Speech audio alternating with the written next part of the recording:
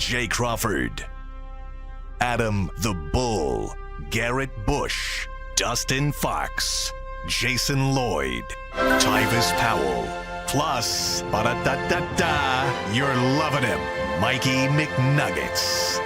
And so many big names, it would take me hours to say all of their names. The ultimate Cleveland sports show starts now. Booyah! Hey, here we go! Yes, indeed! We're 4 wide as football season has arrived. That's right. It feels good. We haven't. I can't remember the last time I did a show where we were 4 wide. We would be the oddest looking defensive line. You got G. Bush and I. You know, he's trimmed down a little bit. He's probably in the, I don't know, around 300 right now. Yeah, man. I'm living way large at the moment, and you guys don't look like linemen at all. So, Yeah, we're having to drop back in coverage. Jay's like looking like Barkevius Mingo over there. Like, what is this guy doing on these? That's the worst person. And Dustin to looks like a compare to. punter at this point in his That is career. the worst person. He's like 112 pounds. He does look like a punter. 175 guys. He's a short 175. punter. What did you play at, Dustin? About 180. Well, so like my senior year of high school, I was like 175. So you then- weigh now what you weighed when you were 18. Senior year of high school, yeah. Not many people can say that. I'm happy with it. No, you should be. Yeah. And he was a running back. Yeah. Yeah. He was, look, I was like, dang, bro, look. I mean, he can literally say I'm high school weight. I mean, so when I was at the combine, I weighed 191. But you beefed up for that, right? A little bit. I mean, Yeah. that's okay from 18 years old to then being 21, 22. Yeah. Yeah, exactly. So, yeah, I'm kind of in that wheelhouse. I never thought I'd be under 200 again, to be honest with you. When Really? Yeah. Where'd you peak? When you was lifting weights. After COVID, I got it to 237. No way. So how did you drop 50 pounds? I stopped drinking That'll do it. and play more tennis. Yeah, that'll actually, He you know stopped what? doing Move that? more, eat, and drink less. That's it. That's the key. So easy. It's amazing to think you that long. Unbelievable. What a Welcome to the show. Welcome to Hey. Game Week. So excited about Yes. this. Yes. We finally have a game to talk about, a meaningful game to talk right. about. And we're going to dive into it. But first, our first hello of the day to Mikey McNuggets on the other side of the glass. What's up, Mike? Doing well. It is a beautiful Wednesday, by the way. I don't know if you guys have been outside, but it's supposed to be It is, absolutely yeah. gorgeous. Yeah. Before we dive in, Jay, I don't think I've ever seen you wear a hat. In the 3+ years I've known you now. On the show, probably no. Yeah, man. I've seen you wear a hat all the time, Yeah. off the show. Yeah, I wear a No, hat but just all the on time. air. Yeah, doctor's appointment early this morning. Didn't think I was going to have enough time to go home and get all the work stuff. So, yeah, this might be the first time I've worn a hat on the show. I can't think another time that I've done it. Man, But I feel like Jay one of them people that he got a monthly checkup that he don't be missing. Like I be feeling like, hey, yeah, bro, I wish. I wish. You know what it is? I need a hip replacement. I need toe surgery. When you hit 60, I've been 60 for 2 months. Oh, that's why you got the Crocs on. Probably a lot of that. No, that's not But really them was why- cool But though. probably No, a lot these of are that is canes, because by of the way. It's very baseball. No, not just your age. I mean, you're in good No, the shape hip for is your totally age. pitching. Yeah. Yeah. When they looked at the X-ray, they go, that there's Overuse. no cartilage left. I mean, Yeah. like usually we see a little left Yeah. before someone comes in here screaming in pain. You have none left. And why? For every step you take with your left, you take with your right. Right. They should wear equally, unless you've done something that's incredibly repetitive for 35 years. Yeah. Where every pitch I've thrown, I'm landing 8 inches lower with this foot with Right. all of my weight coming down in power. And it's just worn the brake pad. And you wouldn't have it any other way. That's exactly right. And you know what? You're the okay first with question it? I asked You're okay was, with it, right? Yeah, no, the first question I asked was, I can continue to do this, correct? Because if the they answer looked was at no, him I like would this. just keep getting shots. So are you going to have a hip replacement? I am. Okay. Yeah. Soon? I'll wait till after our tournament in November in Florida, but I'll do it first of the year. And it's 60. And I wish it was just like a checkup. Yeah. But stuff just starts breaking at 60 is what I'm learning. Well, yeah. these bodies don't last forever, and I know. you go like you're, 20. That's the problem. But I love that, and I actually admire it because I want to be the same way. You when will I'm be, 60. no question, no question. Yeah. Activity is the key key to to life, life. man. Body in motion stays in motion. Body at rest stays at rest. That's right. Just keep moving. So yeah, probably first time I've done the hat. Apologize for the less than. Yeah, but you know what? This is a casual show. Well, and I'm not going to apologize. rocking, it rocking the fits right bowling in. green hat too. Got to be 1-0, baby. 1-0. Eddie. Hey. First opening kickoff twice. Back-to-back years. Back-to-back years. How about that? It's incredible. With that, guys, let's dive into a jam-packed Brown show today. We got a couple topics devised specifically for this panel, and we're going to get to those in a little bit. Before we do that, we have a new sponsor alert on the Ultimate Cleveland Sports Show. Today's episode of UCSS is brought to us by Mazda. This is Mazda's Moving the Game Forward, brought to you by those who believe it's not just about playing the game, it's about redefining it. Because these moments do more than win, they push what's possible. They remind us to go that extra yard, shift into that extra gear, and keep moving the game forward. When you follow what moves you, the unexpected is only the beginning. And just like that, there's more to every highlight. There's more to every Mazda vehicle. Mazda, move and be moved. And welcome to the UCSS family, Mazda. All right, guys, let us start with this. We are 4 days away from the official kickoff of the 2025 season for the Cleveland Browns. And in years past, since we've been doing this show, it has felt, and the lead up to this first game had felt special. Everyone in the gym was talking about it. You couldn't walk down the street without hearing Browns chatter. And I'm curious if you guys feel that this year has that same level of juice, I'll use for lack of a better word, or if it feels a little bit lacking. I looked up tickets available for week one using our good friend at Game Time, Bull, your favorite app on the interweb. And as of this morning, there were still quite a few tickets available on the Game Time app. And you can take that. You can see all the open seats from the lower deck to the upper deck. I checked on SeatGeek. I checked on Ticketmaster as well. If you want tickets, you can absolutely find tickets to the Browns home opener on Sunday. So, guys, do you feel like there's the same level of juice surrounding this year's week one, or does it feel a little less than in the last couple of years since UCSS has started? I think it's the least excitement I've seen in a while. I mean, a number of years, and I think there's a variety of reasons for it. I think almost every year there's been a quarterback you've been excited about starting the season. In many of these years. I mean, the year Deshaun got suspended, that was a weird year.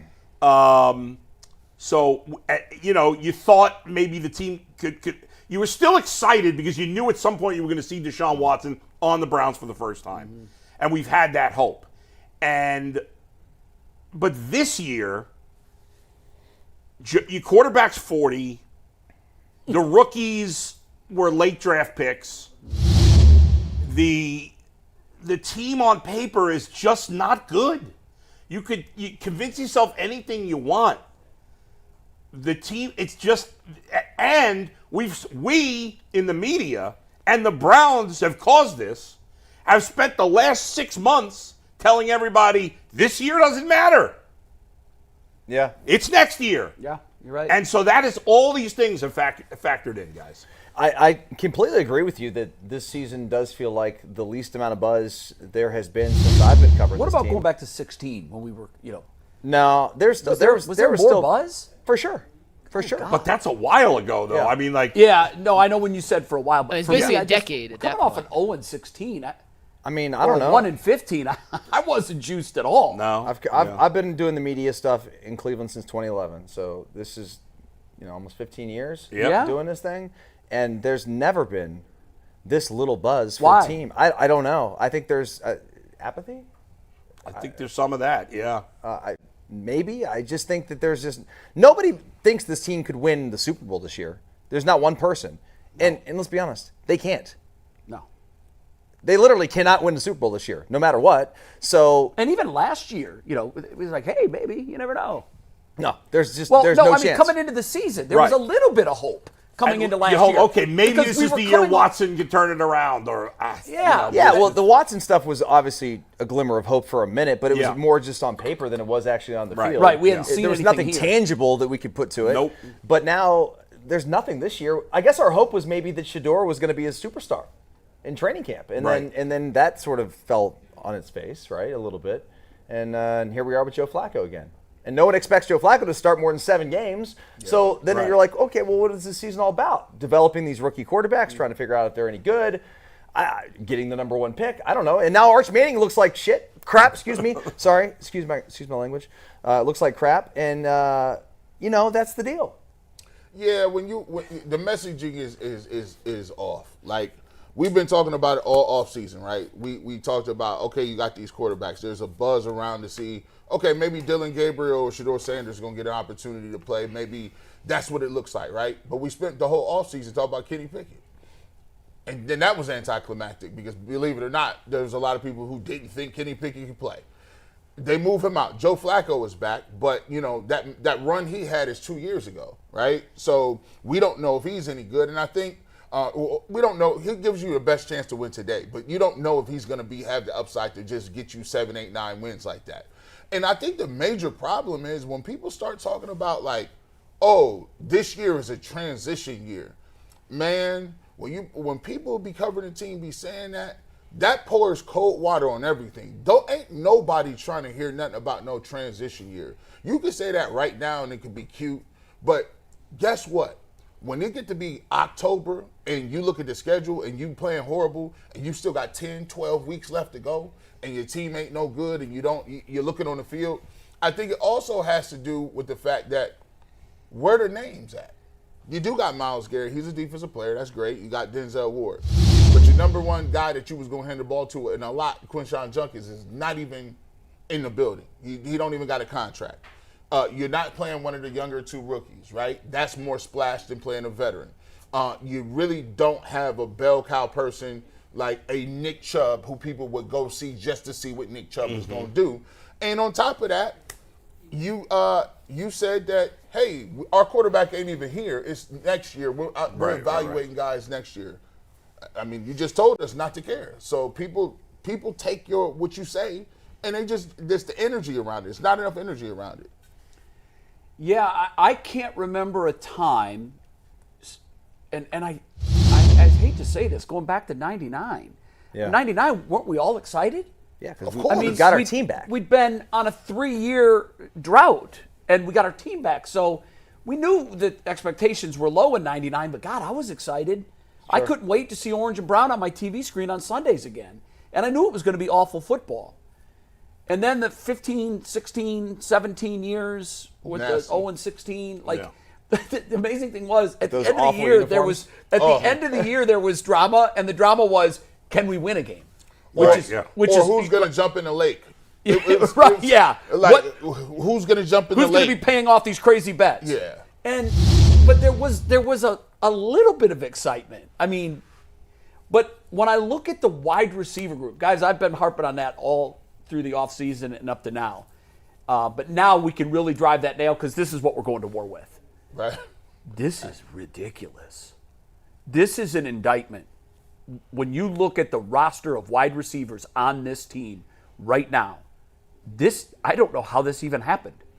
I don't. I mean, obviously through a series of bad decisions and then more inaction. I think the inaction was brought on by the fact that what you said, oh, well, we're not going to win any games. So if we're not going to win any games, we're not going to try. The worst thing in the world to me, when it comes to anything, work, friendships, relationships, is lack of effort. Effort's free. I don't care if you were blessed with God-given talent. Effort's free. Go out there and work hard. And I'm not saying this team hasn't. What I'm saying is all of these built-in excuses that I've heard for 6 months. Oh, we're going to tank. We don't want to be any good. We want to be bad so we can get a good quarterback. To your point, who wants that? Yeah. Who wants Arch Manning? Look, the kid's going to, over the next 3 weeks, he'll throw for 800 yards. He'll be great. He'll be fine. He'll be all right. But is he the guy that the media told us he was? No. Yeah. He honestly, the meme that cracks me up the most is the Uncle Rico meme. I was saying watching the game, I'm like, this guy throws sidearm. Yeah. This guy, and I'd seen him a little bit last year, but not like I saw him Saturday. Like there are, which is stunning. He didn't ask for any of this pressure and stuff. I mean, kid is who he is. No, it's not his fault. Not his I fault. get it, Yeah. and to me, he's become a sympathetic figure, and I shouldn't be sympathetic for him because he's cashing big checks. Yeah.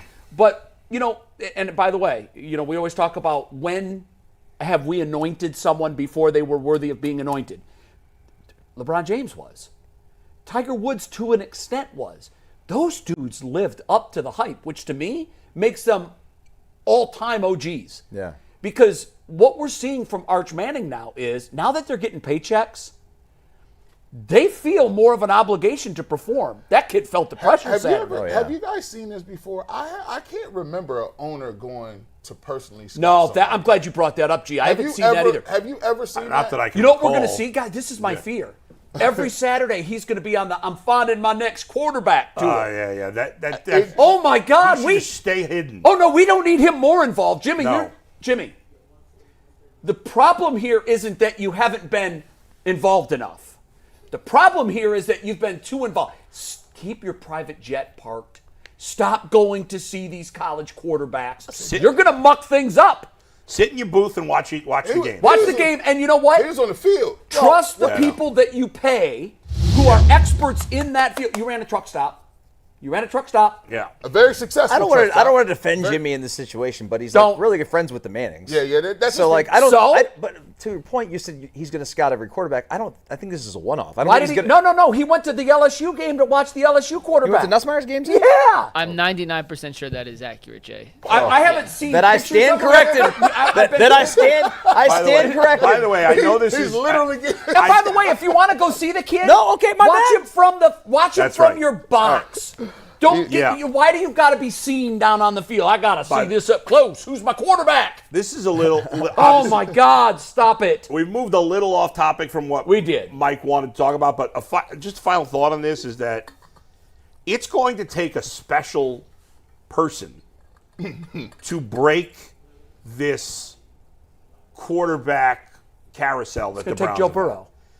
Yeah, I mean, someone like it's that. gonna take someone like that. because the Someone Browns mature. quarterback position has been so bad for so long that there's a pressure inherent in that. Yeah. And you see it with teams that are bad forever. It's so hard. The longer you go being bad, the harder it is to get over the hump of being Well, good. you know what? To me, Yeah. the comparison is the Bengals. The Bengals have been despfunctional for a long time. They're still despite the fact that dysfunctional, but they're they able- are. But he Joe erases Burrow's all the the great eraser. He's the great He's the eraser. great eraser. You put him out there, and also you've got one all-world wide receiver and another really good wide receiver. But if you're good at those spots, you can erase things. Their defense is still going to have a lot of question marks on it. But if you're putting up 40, it's gonna hide a lot of the warts. Even when they didn't have Joe Burrow, let's be honest, Andy Dalton. They've had some He had decent more success quarterbacks. than anybody we've had since Carson 99. Palmer. Oh, Yeah. without question. So it's not like we asking for the world. We just want. Well, what the Bengals have done is they've drafted talented quarterbacks who are grown-ups. Yeah, and they've done well with it. Mature, who know how to play the position, and it allows a dysfunctional organization like the Bengals, Browns are very similar, to skate by a lot of mistakes and errors that they've made. To look competent. Yes. Where with the Browns, they've missed at the single biggest, most important position in sports. And then all of their other dysfunction at other places on the field is magnified because you don't have a Joe Burrow that you can throw out there and say, make it look good. Funniest part about the whole thing is that the comment that was made about Baker, they wanted an adult in the room or whatever. Yeah. And yet here we are, basically the most competent the Browns have looked in the last X amount of years. I mean, they were competent, I guess, when Baker was here a little bit, but when Flacco played the 6 games, and the one variable there is you got a grown up. Yeah. That was the And best. that's the one- and that's- Even with the flaws in his game and the turnovers, it was the best the offensive looked. So you had a grown up quarterback then. They had a little run. Brian Hoyer was a grown up, had a nice little run. Yeah. So there's a variable here. Let's get a guy who's actually mature and knows how to play the position. No drama. maturity, Yes. And guess level-headed, like a Joe Flacco. And honestly. guess what? I actually, But younger. Even 20. with all that being said, I actually have a good feeling about this weekend. Oh, okay. I was You are going to say, excited for as about the start of the pessimistic season. as this conversation has been, I've seen some of your Kool-Aid guys' Mafia, headline baby. predictions. Kool-Aid Mafia. For as pessimistic as this last 10 minutes has kind of been, I've seen some of the headline predictions, and it's not going to be a clean sweep either way. I'll just tell you that. Yeah. Some people are picking Yeah. Cleveland. Some people are picking Cincinnati. You guys mentioned the offense and when Joe Flacco was involved in 2023. That's going to lead us right into our next topic, which is brought to us by another new sponsor, Supply House. When the opening whistle blows on a new repair, get your crew moving forward with Supply House. Order today and see parts on your doorstep tomorrow. Over 280,000 Plumbing, HVAC, and electrical items from the most trusted brands in the business. Their real-time inventory and honest lead times keep you from punting on projects, while their industry-leading customer service always has your blind side covered. Join the free TradeMaster program today and score serious perks like priority shipping, lower prices, and dedicated support lines. Visit supplyhouse.com, just like you see on your screen, to sign up for free and use promo code SHCollege5 for 5% off your first order. That is supplyhouse.com. Real people, real service, all the time. All right, guys, the next topic I wanted to get to is something we touched on very, very briefly yesterday, and I told Bowl and G to hold their thoughts because we were diving into it more today. But we know what Kevin Stefanski has historically wanted to run from an offensive standpoint. I formation, play action passing, establish the run, the zone running scheme. They got away from it with Ken Dorsey. They made the offensive coordinator change, brought in Tommy Rees, whose only previous offensive coordinator experience came at the University of Alabama on the college level. So I'll open up to you guys, and Jay, you can start because you weren't here yesterday. But what do you think Tommy Rees's influence on the offense will actually look like come Sunday? Will we see anything drastically different? Will it be more subtle things? What do you think that influence actually looks like in a real game situation? I'm not sure we're going to look at it and say, wow, his fingerprints are all over this game plan. What is the offense going to look like? Go back to mid-November 23 when Joe Flacco came in. I think that the offense is going to look very, very similar. I wanted David Njoku in my fantasy league because I think he's going to be wide receiver 2 in this offense. I think the one big difference is you don't have Nick Chubb. You don't have... Well, they didn't have Nick Chubb. No, not in November. No, Yeah. You're right. Yeah. But you don't have a threat of a run. You don't. I don't know. That's another thing. I mentioned, the indictment of the wide receiver room.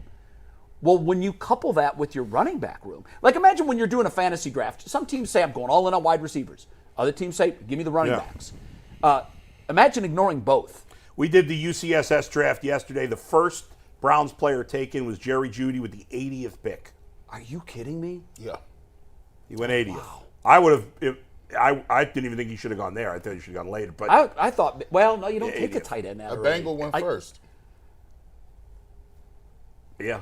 Joe Burrow? No. No, Chase. Yeah, number Jamar 1. Chase Well, went Burrow number went like 4th or 3rd. yeah. It's a 2-quarterback league. but To me, I just think it's going to look very, very similar to what it did when Joe ran it the first time. Joe has a comfort level in what he was doing then, clearly.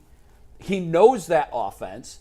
I think, I'm not completely dull to the whole season. I'm excited about 5 things. Number 1, will Joe Flacco be able to be what Joe Flacco was at the end of 23? Mm-hmm. Will the defense rebound under Jim Schwartz after they took a major step back last year? Who is going to emerge at running back? I don't know. I hope we find out soon. What's Quinshon Judkins? Does anybody have a Quinshon Judkins update? Why the secrecy? No. What are they doing Mary here, Kay has guys? said that she thinks they're getting close to something, but obviously that hasn't happened. Yeah, Okay, dysfunction. Like, is he going to play for the Browns this year? Probably at some point. I would think so, but you know what? If you're November. in a staring contest right now, this is the bad time to be in a staring contest. It's a weird thing. Plus, we don't know if he's going to get suspended, and if so, how long. That's I'm coming. assuming he will. I'm Yeah. assuming he'll get what Mike Hall got, 5 games. Yeah, you might see him by Christmas. Oh, God. Jeez. I hope not. That's the whole season. Hey, listen, I learned my lesson. At one point in time, they gave somebody 6 games and then went to 11.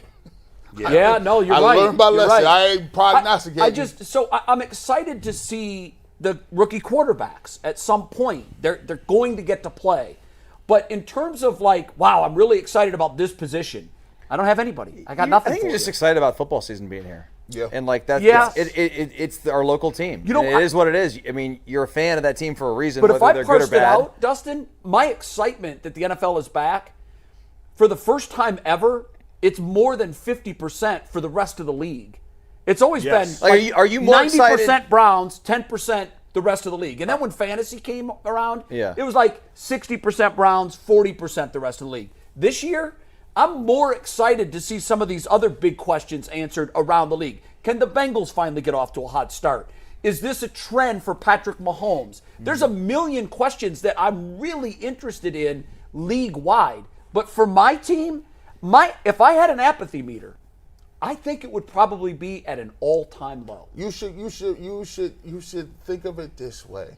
Actually, this is going to be the most exciting season I've seen, because now it's the young and the restless, guiding light, bold and beautiful, General Hospital.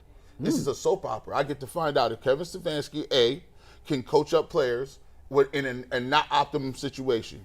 You've been telling me you like Dylan Gabriel. I want to see Dylan Gabriel play. I want to see if Joe Flacco can rekindle what he had. By the way, you asked about that running game. That's done. Forget the running game. The running game went out the window when Judkins was gone. That's terrible. And they moved on from Chubb because they didn't want to keep handing him the football when they didn't think he was going to be nice or good like they want him to. So you know what this offense is going to be? This is Joe Flacco. Check down? Nah, this is Joe Flacco drop back, chucking his football. So we could have 2-3 picks a game. Yes, you're going to see the Joe. It's going to be interesting. It's the Joe Flacco. Dang, that was a pretty ball type offense. But then it's the Joe Flacco. Ooh, you know what? What'd you throw that for? He threw. You know what? But that's Joe though. That's Joe though. That's live and die with it. That's what you're going to get. That's what you're going to get. And so, Yeah. and here's the thing: when you play like that, Jameis Winston showed you can keep games close. You can win games and keep games close if you can not throw too many turnovers and your defense shows up. So to me, I think the offense will be interesting and entertaining. And this is the last final thought. He's 41. You just sat here and had Is he him. 41? I thought he was 40. I keep calling him 41. Yeah. Maybe he's 40. Mikey, is he 40 or 41? He's a Joe man. Flacco is officially 40. He'll turn 41 during the season. Is he older than his OC? Yes. Yes, he's by older a than lot. Tommy So, Rees. yeah, By go a ahead. lot. But here to finish this up, That's funny. we just got done talking about Jay and him going to the doctor and be like, yo, this is crazy. It's crazy what happens when you're young. Joe Flacco's the same age as Jay. Same, it might as well be. Same beard. In football years. In football years, he's older than Jay. Yeah. You are one play away from 2 rookies playing tomorrow. Not like 7 weeks. He gets hurt, one of them rookies is playing. So you one play away, essentially, that I'm looking at. And by the way, I'll throw this out there. Tommy Rees won't be here long, not because he won't get fired or something bad's going to happen. Tommy Rees is the next coach of Alabama. Could be. Yeah, dude. DeBoer's. Yeah. he's DeBoer's got a toast. $60 million buyout, though. That's- Yeah, That's a big number, especially now. In the old days, that would have been manageable, but now they're also paying players. Hey, but so that lot of Alabama money- money there's is a lot but of it's money not in that Alabama. deep. It's a lot of money in But the South. You know what? If I'm hedging my bets, though, I'm going Dabo. I know he is. I know what he Going said. back home? I've heard a million coaches say, I'll never, and then they Yeah. do. Going back to the question, I don't even. Every year I feel like we're like, oh, is this the year the offense looks different? What are they going to do to look different? There's nothing. It's the same, similar. How would we even know if Rees had an influence? Would we really know? No. I think, Bo, the way you would be able to tell is if Yeah. there's If we see something we haven't seen more before. pre-snap motion. The Browns were near the bottom of the league last year in using pre-snap motion and motion at the snap. If we see a lot more, I think Where were that'd they be 2 years ago, though, in pre-snap motion? I'd have to go dig and find Because out. I don't think it's fair to compare it to last year because I don't know we don't Well, know what. Stefanski historically hasn't been a big motion guy. Right, I So- know, but like Joe Flacco is different from every quarterback he's had. That's fair. That's a good You know, and when he came here 2 years ago, you didn't have time to game plan for Flacco as the coach. I mean, Flacco as the quarterback for like the season because he came in the middle of the season. So there could be more play action just because he's always thought with Flacco you do more play action or you do more pre-snap movement or whatever it is. Kevin Stefanski runs the offense. Yes. Tommy Rees is part of the planning. Support staff. Yeah. He supports That's that. it. Yeah, I but agree with Kevin Stefanski's way. That's it. And he's part of the helping get there, but I don't think Unless it makes the much of a offense difference. sucks, then you're going to get fired. Me? No. No. Yeah. Then If he's the gonna get offense fired. is bad, you're going Yeah, to the get offensive that. coordinator takes the heat You're going to when get it's that bad. Van Pelt work. But yeah, go ahead. I mean, there's just you don't have a talented offense. How much can you do? What do you want him to do? And you're weaker now at wide receiver and running back than you were 2 years ago. So I don't even know what semblance Who of were a their running running game are they backs going to have? for when he had Flacco? When Well, Flacco was here. Jerome Ford. On that stretch, Yeah, it was Ford was the starter. Pierre Strong. I don't know that it's weaker. I mean, I don't know. I mean, It's not. I mean, it's the same. Jerome Ford is Not our memorable. bell No. cow. Right, but he was then too. I know, but those that's why games- we threw the ball for 350 Yeah, go yards. ahead, Jay, Mike. in those games that Flacco played, Yeah. these were the Browns' leading rushers and their yardage in each of those games. You ready? Yep. Against the Los Angeles Rams, Flacco's first game, Kareem Hunt was their leading rusher, Oh, they 48 still had yards. Kareem Hunt, yeah. 48. Next week against Jacksonville, Jerome Ford, 51 yards. Yeah. They threw Next it. week against Chicago, Jerome Ford, 20 yards. I told Next you. week against Leading Houston, rusher. Jerome Ford, 25 yards. Leading rusher. They put it up. Next week against New York, that Thursday night football win Yeah. against the Jets, Jerome Ford, 64 yards. And I then think one of them was, a lot of it was on one run. And in the playoff game, he didn't play week 18 against the Bengals. In the playoff game, they obviously lost. Leading rusher, Kareem Hunt, 26 yards. Yeah, they throw Yeah, the they throw ball. it. With Flacco, they're just going to drop back Yeah, I and mean, throw it. listen, we don't know anything. Dylan Sampson hasn't played before. He could end up being a decent player, and maybe their backfield is better. I mean, probably. But that's going to be a surprise if that happens. They're Yeah. not game planning for that. Well, I mean, I don't know. Who knows what they? I don't know if they're game planning one way or the other. Is it What's gonna be the better or over-under worse, on but- attempts for Flacco? I say he throws it at least 40 times. Oh, I could look that up. Hold on, let me Oh, check yeah, FanDuel. I'd say he's going to What do throw you it guys 40 think? times. I think he's I mean, high. we've seen this movie before. He's at least 35. Oh, yeah. Yeah. I mean, I'm expecting it to be a high-scoring game personally, so I think he's going to have to throw a lot. Do either of you guys expect to see Njoku and Fannin on the field together Yes. Sure. for a All- lot? all I, time. I think we're going to see it Yeah. 75% of the time. Last year was the first year that they didn't run 12 personnel nearly as much. I mean, Right. in the past, Yeah. they had run 12 personnel all lot, the time. a lot. I mean, he likes running 13 personnel He sometimes. will if he can get away with it. So, You're all grown up over here with your football. With the 12 terminology. personnel, right? 13. We go So 13 proud of you, personnel. I love it. Do we know what the I do, over-under yes. Yeah, let's start with Joe Burrow. What do you think his over-under passing attempts is? is? 33. I think 30 and a half. G? probably 32. I'm with Dustin. I think about 38.5, 37.5. Maybe. No, I said Oh, no, he 30. said 30 and a half. 30.5. Oh, I think low. it's higher. I got think 30. He thinks they're going to be able to run I'm the ball. saying 37.5. Boy, you're the closest. It's 36.5. Okay. What do you think I was Flacco off. is? I'd say 40. Oh, sorry. Oh, that was Burrow? That was yeah, Burrow. yeah, he said Burrow. I Oh, was, my I was bad. saying for Flacco. Oh, okay. Yeah, I Well, was too. now we'll do Flacco. yeah. Oh, Flacco, if they only have Burrow at 37. Well, you guys just said your I answers. said 30.5. I'll say 37.5 I for got Flacco. 35. Going over that. G, you're the closest. 34.5. Take is the his. over, kids. Take the over. They're not. Listen, they'll do that run action. See, it's the difference between play action and run action. Like, run action is just like, yeah, we look like we're running, but the offensive linemen are actually blocking, like pass blocking, so it's not true play action. But what happens when you're down 14-0 early? What do you do?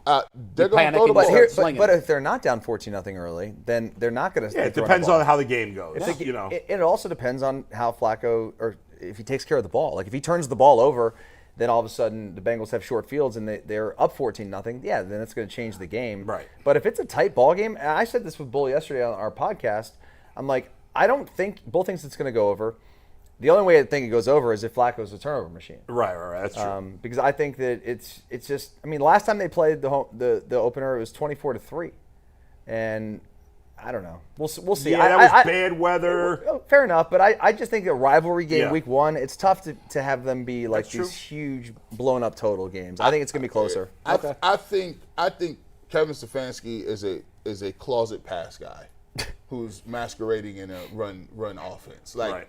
I feel like he goes in and it's like Madden. Like you playing the game, you're like, yeah, my team ain't that good. I'm gonna have ball control. I'm gonna punt. I'm gonna play, and then all of Shorten a the sudden, game. Yeah, and then all of a sudden it's 3rd and 7, and you back in shotgun again. You're like, dang. You look at the stats, it's 43. Even when he has DTR, throws be over 30. He had PJ Walker. He was dropping back with PJ dropping it 30 times. So for me, I think actually the best part of their offense is not their offensive line. It's just the fact that Joe Flacco can throw the ball deep, and you got Jerry Jeudy and two nice pass catching tight ends. I think that's the game plan. You know, put him in there, see what he could do, and they'll use the short passing game like screens as their run game. That's why I think it gets to 40. I don't think you're going to have any 75-yard touchdowns. I think you're going to have, if you have scoring drives, they're going to be 13 plays, 75 yards, 7 of them passes. Yeah, I mean, you could, but You guys think Jerry Judy's gonna have 100 yards receiving? No, I don't. 80 yards? No. I think Jerry Jeudy is going to have a good game. I hope. Because what Flacco's going to do is he's like, listen, I was balling when Amari Cooper was here. I like veteran quarterbacks who do this. I like spamming plays. Like, veterans do this a lot. Like, if there's a veteran quarterback, they see somebody on the outside, oh, he's getting it. Yeah. Like, I'll throw it to him 80 times. Someone with the relationship and chemistry and trust. Young guys be wanting to spread, and I'm gonna make everyone feel good. Nah, Joe's like, nah. I'm throwing I to think Jerry David Judy 96 Njoku is times. going to lead the Browns in receiving. I agree with that. I think he will. Because the Bengals have one good corner. Their safeties are pretty weak.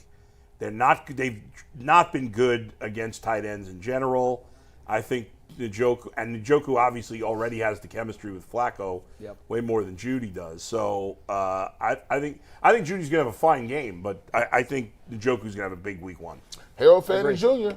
He caught a touchdown in the preseason. I like him a lot. Did you guys see, real quick, and we'll move on to the next topic, but Harold Fanning changed his jersey number? To that what? was the biggest thing that Kevin Stefanski said in his press conference this morning, which means he said nothing.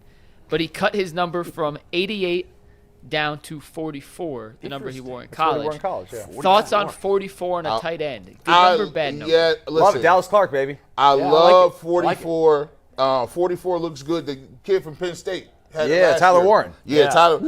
Because what you can do is it look nice in the backfield too. Yes. Like when Yes. you The when you H-back. H-back game. Yeah. That's an elite H-back number. 88 is dope too, but that's like 88 is the ultimate possession receiver.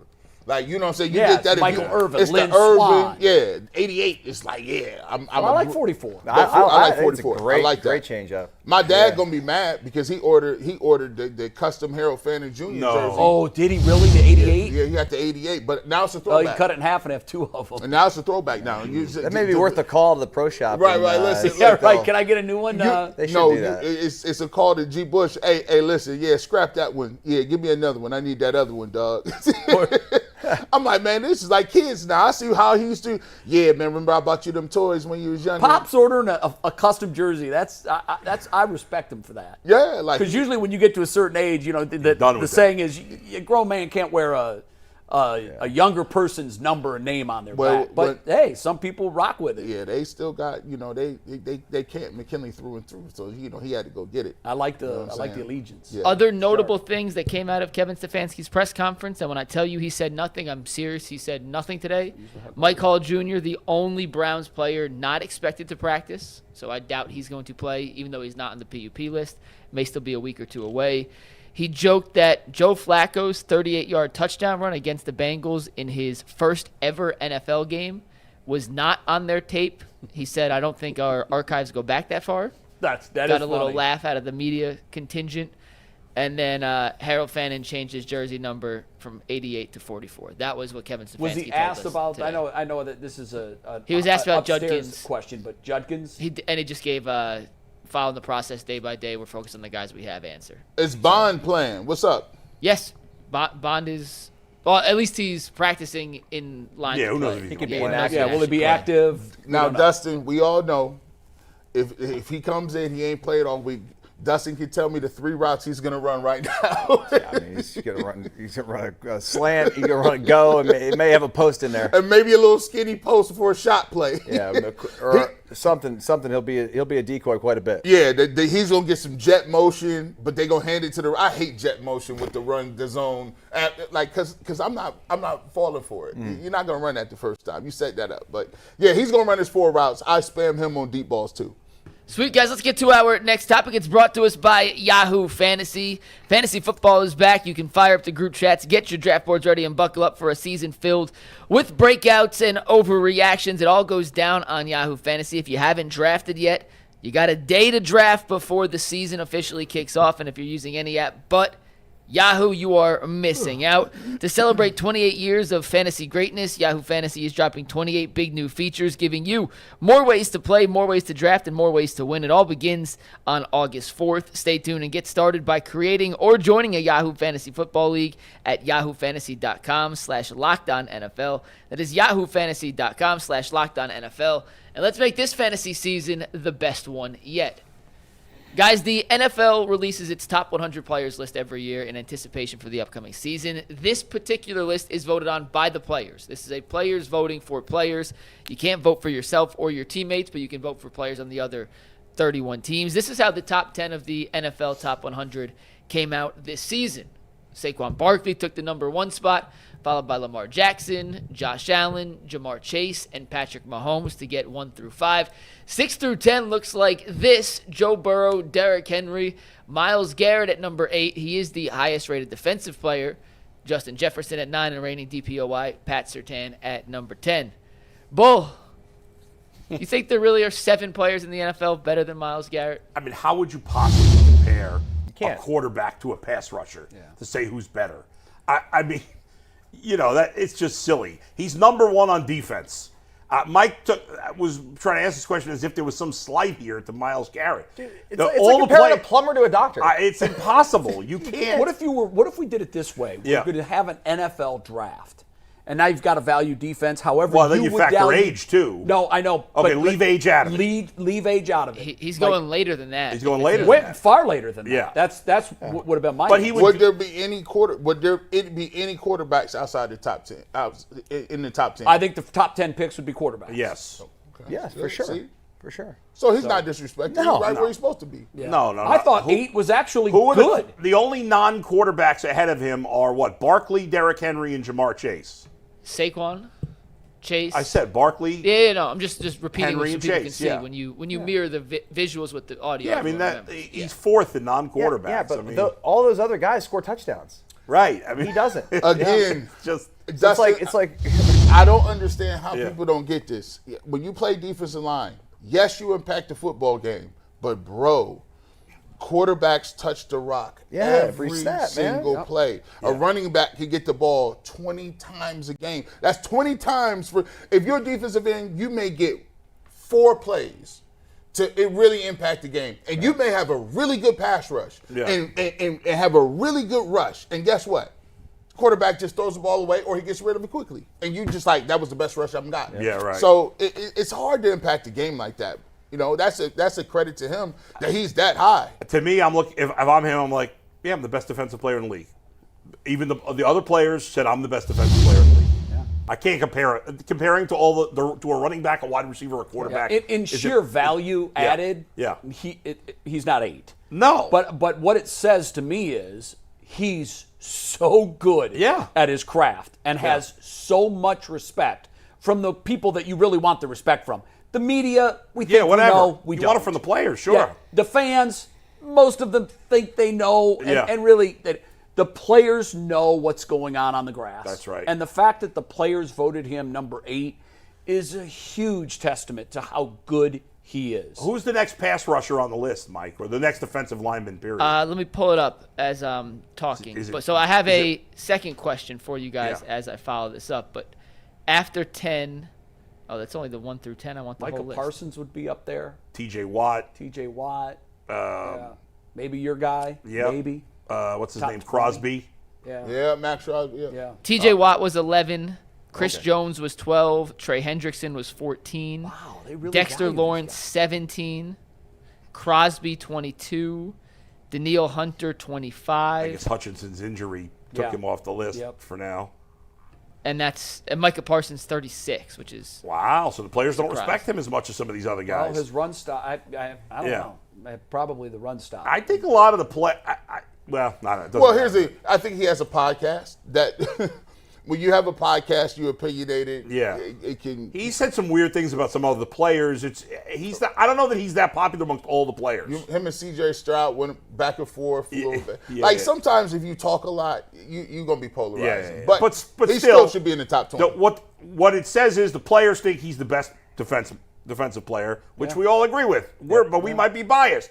Well, the players are not biased. I mean, if they anything, they'll be biased with their own guys. But they decided he's better. There's a lot of conversation about him and TJ, and to me, he's clearly better. TJ's really good, but has played with better talent around him. Yes. So that factors into it. And I think what factors into it is Myles Garrett, for wherever we say, he don't be missing no games. he doesn't miss a lot. He don't He miss hasn't missed a lot. He No, don't that's miss true. a lot of games like that. Like When he wrecked his car, did he miss games for that? One did. game. I feel like he missed That like was one shoulder game. or one ankle? game. Yeah. One game. Yeah. Hey, I would have been in the hospital. I would have went Well, to my life points. Gee, I when put you my look car at him, coming the here. man is not a human being. I don't know what the hell he is, but he's a specimen. Yeah, he got like he got different types. it's hard to hurt all that. he's definitely an Omega level mutant. Yeah, I mean, he's in as good a physical shape as any player in any sport. Y'all can look that up. I think that, you know what? You might be accurate. I mean, he's a yeah, freak. yeah. It's the LeBron James. First of all, like, look, you're not supposed to be a defensive lineman with that low percentage of body fat, bro. That's a CrossFit type body, right? Yeah, and it's not like he's 175 pounds like me. He's 280. He's 280. 285. He has. If I get to 285, I have nothing underneath that. It's just skeletal system. Yeah, I'm like a bone, dude. Like, Skeleton It's bones. it's circulatory. Bones and system. That's it in a hat, bro. But listen, he 285. Who walks around shirtless? That's crazy. No, bro. the question is, they always ask upstairs when he does news conferences with no shirt, why is he not wearing a shirt? And I said, no. The question is, why would you ever Why wear would a you ever shirt? wear a I would shirt? never wear a Like, shirt. I if would were never him. wear a shirt Never. either. Bro, I don't care if it's 10 degrees and I wouldn't wear a shirt. When they put a statue for Yeah. him at the Dome in Brook Park, Yeah. he'll probably be Shirtless. without a shirt. Should Hey be. man, Should be. you let me get to 285, look, bro, I'm gonna have baby oil and a barbershop helmet on. That's it. Well, I got a second part of this question I want to ask you. Before I ask you guys that question, I just want to remind everybody that today's show is brought to us Challenge by your inner Diddy. FanDuel. The NFL season is one day away. So FanDuel is making sure you're ready for kickoff with another can't-miss offer. Right now, new customers can bet just $5 and win $300 in bonus bets if that first $5 bet wins. So are you ready to play? If you are, download the FanDuel app now by visiting FanDuel.com/UCSS to get started. That is FanDuel.com/UCSS to place your first $5 bet. All right, second part of the question. Dustin, I don't think you were on when we discussed this, but I'm curious your thoughts on this. Jim Schwartz in 23, his first year here, got very creative in moving Myles around the defensive line. He put him over center. If you remember that Bengals game, he had the crossover, ended up getting a pressure on Burrow. He played on the left end. He played on the right end. He played over the interior. Last year, it was a lot less creative. He kind of stuck to his side. He played his spot. And Jim Schwartz said part of that was I didn't trust a lot of the other guys on the defensive line to hold up their end of the bargain if I get creative with Myles. With the additions of Malik Collins and Mason Graham and some of the young guys opposite of Myles that they believe in, do you think we'll see a more creative usage of Myles Garrett from Jim Schwartz again in 2025? Yeah, I think so. I think you'll see him moved around quite a bit more as they develop a level of comfort with the other players, especially the guys that like Collins and Mason Graham, who they drafted. If he becomes a stalwart in the middle of that defense, yeah, it's gonna help the confidence of Jim Schwartz to be able to move Myles around a little bit more. But at the end of the day, you want to make sure you don't want to make like Myles is a strength. Where when he plays on his side, like exactly what you're going to get every single time. When you start moving him around, then you start asking other guys to maybe overcompensate, or you have somebody out of position. Like, it's just there's a lot of things that you have to factor in, and I totally understand why they didn't want to get too creative and overthink the damn thing last year. So to your point, yeah, absolutely, and I think you'll see them be a lot more creative with him this season. And by the way, you added the kid from UCLA, linebacker. I actually like our linebackers. I think they're very athletic. I think they're going to make a lot of plays. Diabate, I was very impressed with last year. So there's going to be some guys that make plays and become household names throughout the season that we're not even talking about right now. Yeah, I think sometimes you don't want to get too gadgety. Like, you know what I'm saying? Like, sometimes like you could just be doing too much and you kind of run yourself out of the play. You can have him playing linebacker and standing up, and then they gas you on a run play where he would have been at. Sometimes when you got a player that's just that good, a lot of coaches like Jim Schwartz is going to say, listen, he's better than the guy in front of him. Let's not complicate things. Get up there and beat him off the ball, and let's get to the quarterback. I think he'll try to save some of that. Where you want to save some of that is for your impactful times when you playing maybe a Lamar Jackson, or you playing somebody who is giving you some different looks that you kind of really can't deal with too much. You can then move them around and try to throw it as a wrinkle. But sometimes, with great players, you just want to get LeBron the ball. He'll figure it out. So I think that we'll do that a little more. More than anything, like Dustin said, I think it really just helps the other guys. If you're a Mason Graham and you playing next to Myles Garrett, you got to know you ain't never getting doubled. You got to eat then. If you ain't never getting doubled, if you the other end, whether it's Isaiah McGuire or Alex Wright or JTS, they're not sliding the protection your way. So if it's a pass rush down, you got to hit your best move and get home because that's the privilege of playing with Myles Garrett. We just need to find somebody to capitalize off of it. I want the slogan for this year's defense to be Unleash the Beast. I want to see, and I don't know if it's gadgets, gimmicks, exotic. Is there a difference between, I just want to see exotic blitzes. I want to see, here's what's missing from his resume. I think he can break the single season sack record. I honestly believe he can do it. He's built for it. He has put his compass on all-time greatness because I think he realizes I'm not going to get a Super Bowl. So I want to go down as undeniably the best that's ever done it. I think he's already in that conversation. For sure. I think what rubber stamps him in that role is numbers. Collect those sacks. And I've seen us use him in vanilla ways before. Mm-hmm. But I was most excited about Myles Garrett when he was doing the. That was crazy. You didn't know where he was going. You didn't know what crazy. he was going to do. Unleash this guy. Didn't he have like 4 or 5 sacks against the Bears when he was doing that? What is it? 4 sacks against the? I think it was 4. He was big game unstoppable. against them. And I think like you do the defense a favor when you tell them this is where he's going to be and this is what he's going to do. Mm-hmm. You help the defense out and make it a little easier. Yeah. Don't give them the answers to the test. Move him all over. Use him like a hybrid. He can do things that no one else can do. Yeah. I think, and this is if I had a bold statement of the year, this is going to be it. And I've changed it from they have the potential to I'm going to say it. This will be the best defensive line that Myles Garrett has played with. 2 weeks ago, I was saying they have the potential to be the best. I've seen enough from enough different guys. Like when we brought in Smith and we brought in some other pieces, I got excited, but then it kind of fizzled. It never really materialized. I think with the rookie up front and Mike Hall and I just feel like we've got a lot of depth, and I think Schwartz is going to keep them fresh and bring them in and out of the game. We're going to constantly be seeing like hockey. Here comes the next line. Mm-hmm. Here they come. They're fresh and they're ready to go. So if that's the case, and this does pan out to be the best defensive line he's played with, why not go for the record? What is it, 22 and a half? I think so. I can't remember straight when Favre took the Favre took the fall. Yeah. I think it was 22 and a half. Yeah.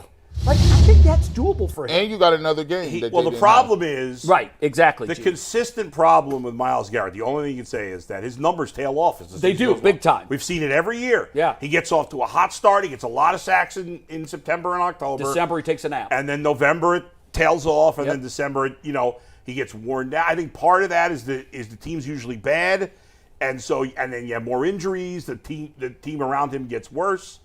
I'm not ready to go where you went in terms of it's the best defense or the best defensive line around him. I think it has potential, but right now in terms of what's proven on the defensive line, they don't have much outside of him. No, you're right. But that's what I'm saying. 2 weeks ago, I was saying it has the potential to be. Yeah. But now I'm saying I think it is going to be. And by the way, guys, that's not a high bar. No, he hasn't had great. No, but they're most proven Clowney defensive had linemen. 9.5 sacks. Right, but Clowney and even what's his name? Smith, Olivier Vernon, going way back. Those guys are better than what they we know have right anybody now. else to be. Alex proven-wise. Wright, Isaiah McGuire. You're right. Yeah, they are. They are. And- I'm just. My trajectory on these guys is rapid. And I think by the end of the year, we're going to say, yeah, this is the best unit he's played And with. to me, Tyvis talked about Malik Collins. To me, Malik Collins is just a guy. he's a veteran. He's a again, veteran. you want to say what you want about PFF, give me a better system, and I'll listen. Right. His PFF grades, he grades out as a good pass rusher from defensive tackle. He's had 5 sacks the last couple of years, and he plays a lot. But you look at his PFF run grades, they're hideous. Sure. For the last 3 years. Hideous. I look at it like this. Here's one thing that I can get from the defensive line that I want more, and I've always said this about Myles Garrett. He gets the sacks numbers, and even in he had 22 tackles for a loss. I think it was last year. But for me, I always felt he could be more disruptive in the run game. There's a 3-year stretch where J.J. Watt was just a monster. Like, when he gave you the sacks, but he also gave you the tackles for loss. The most tackles for loss in the NFL year, J.J. Watt in 2012 had 39 tackles for loss. Jeez. He had in 2014 29 tackles for loss. He had in 2015 he had 29 again. I think those include the sacks. No. And what's the name? don't? No. In the NFL, sacks do not count as tackle for loss. Okay. They're two different stats. All right. And when you couple those with So the when sacks, you couple those with a person then giving you 10, 12 sacks that's on top 3 of it, times a game. Yeah. that's and in tackles for loss is devastating, because now you're saying, all right, well, you're competing on the run side of the game too. Like, that's a 2-3 yard loss on first down. That's crazy. I do think the Browns need to be more creative defensively. They were not last year. I didn't think Schwartz did a particularly good job last year. In his defense, the offense was so bad they didn't have much of an opportunity. We didn't notice it as much. Right. Because the offense was awful. I do think, I mean, there's a lot of hype for the defense, I feel like, from us locally and fans. And I'm looking at the Browns defense, and I do see a lot more potential there than I do on offense. But let me ask you this. Who's the Browns' third best player on defense? No, you're not wrong. Probably Grant Delpit. I would say Delpit too, but How good is Grant Delpit? well, I know. Okay. He's like Yeah. he's got his I mean, so I don't Which know. Grant Delpit we getting? I don't understand. That's another question. Like, I don't know why people are so sure the Browns defense is going to be very good. It might be. Yeah. I'm not saying it can't be. You know but, what, like, Bull, if I'm not even sure who the third best defensive player is, and the guy you pick, and I probably agree with you, is okay. Yeah, Bull, I think the Yeah. reason I'll answer that for myself. There's so little to be excited about on the offense. Yeah. I've talked myself into the fact that we're Yeah. going to see a better defense. Yeah. Because last year to me was inexplicable. Like I didn't understand it. Yeah. It was a huge step back for Yeah. Jim Schwartz, who typically gets better with each year that he has. Right, but, we haven't talked about it at all because he's been out of sight for a while. But in 23, I think one of the biggest reasons they were so good in 23 was JOK. Yeah, good point. And I know we like this kid that they drafted, but he's a kid. Yeah. Hey, You know, I Is he mean, going to be as good as JOK was in 23? JOK, even if he is, it probably won't happen his first year. I mean, it Probably might. not. Again, I'm not saying there's no chance. Yeah. He could be great. Graham could be great. Delpit, who I thought was on the right track before last year, could be. Maybe Newsome being back outside, he's really good.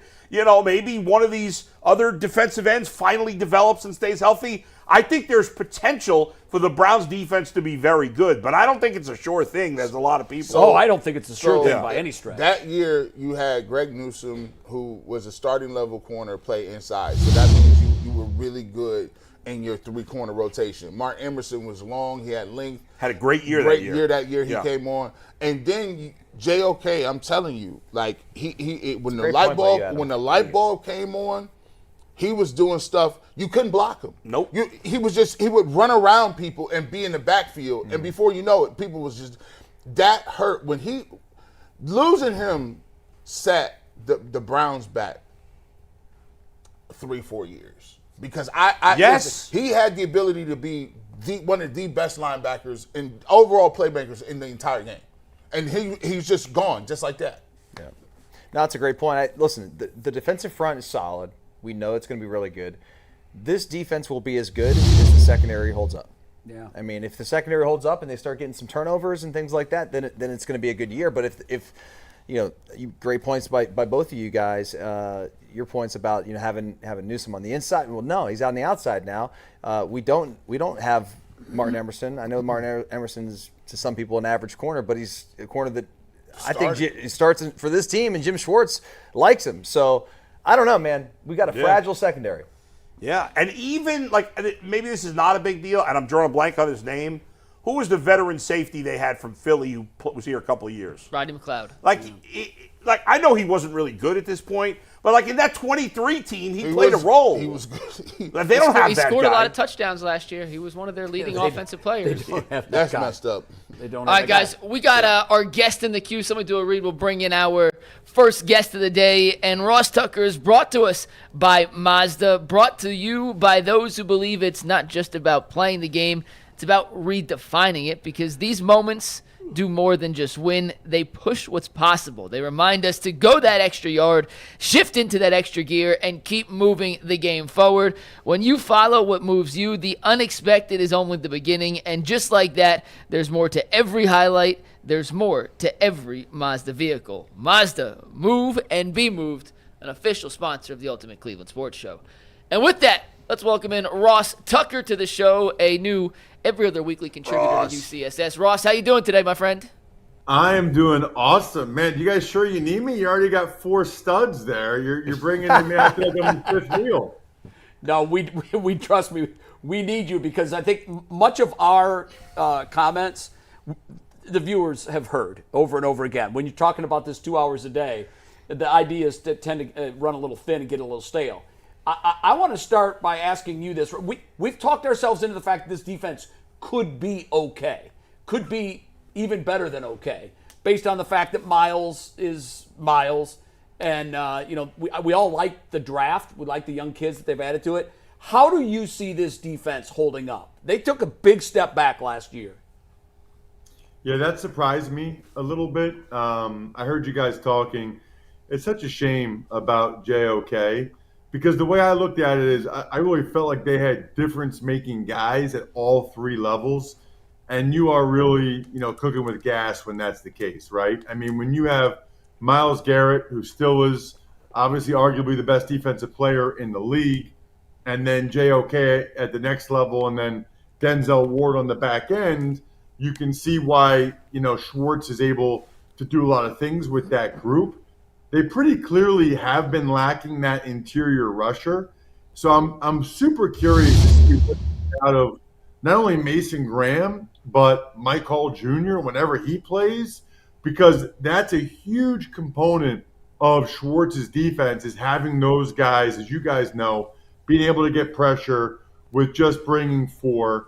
The Emerson injury, it sucks. There's no way around it. I mean, I think you can argue that nickelback, corner in general, but nickel in particular, is like a top 5 or 6 position on the defensive side of the ball. It's just so often where teams are looking on 3rd down. They're involved in the run fits a lot. That's a major, major loss for them already. And we'll see what the young guys can do, right? Not just Mason Graham. Very excited about Schlesinger. I know they are as well. And let's be honest. I mean, for them to be a good defense, they need Graham and Schlesinger to be, I would say, above average starters as rookies, which is possible. I don't know if I'd say likely, but possible.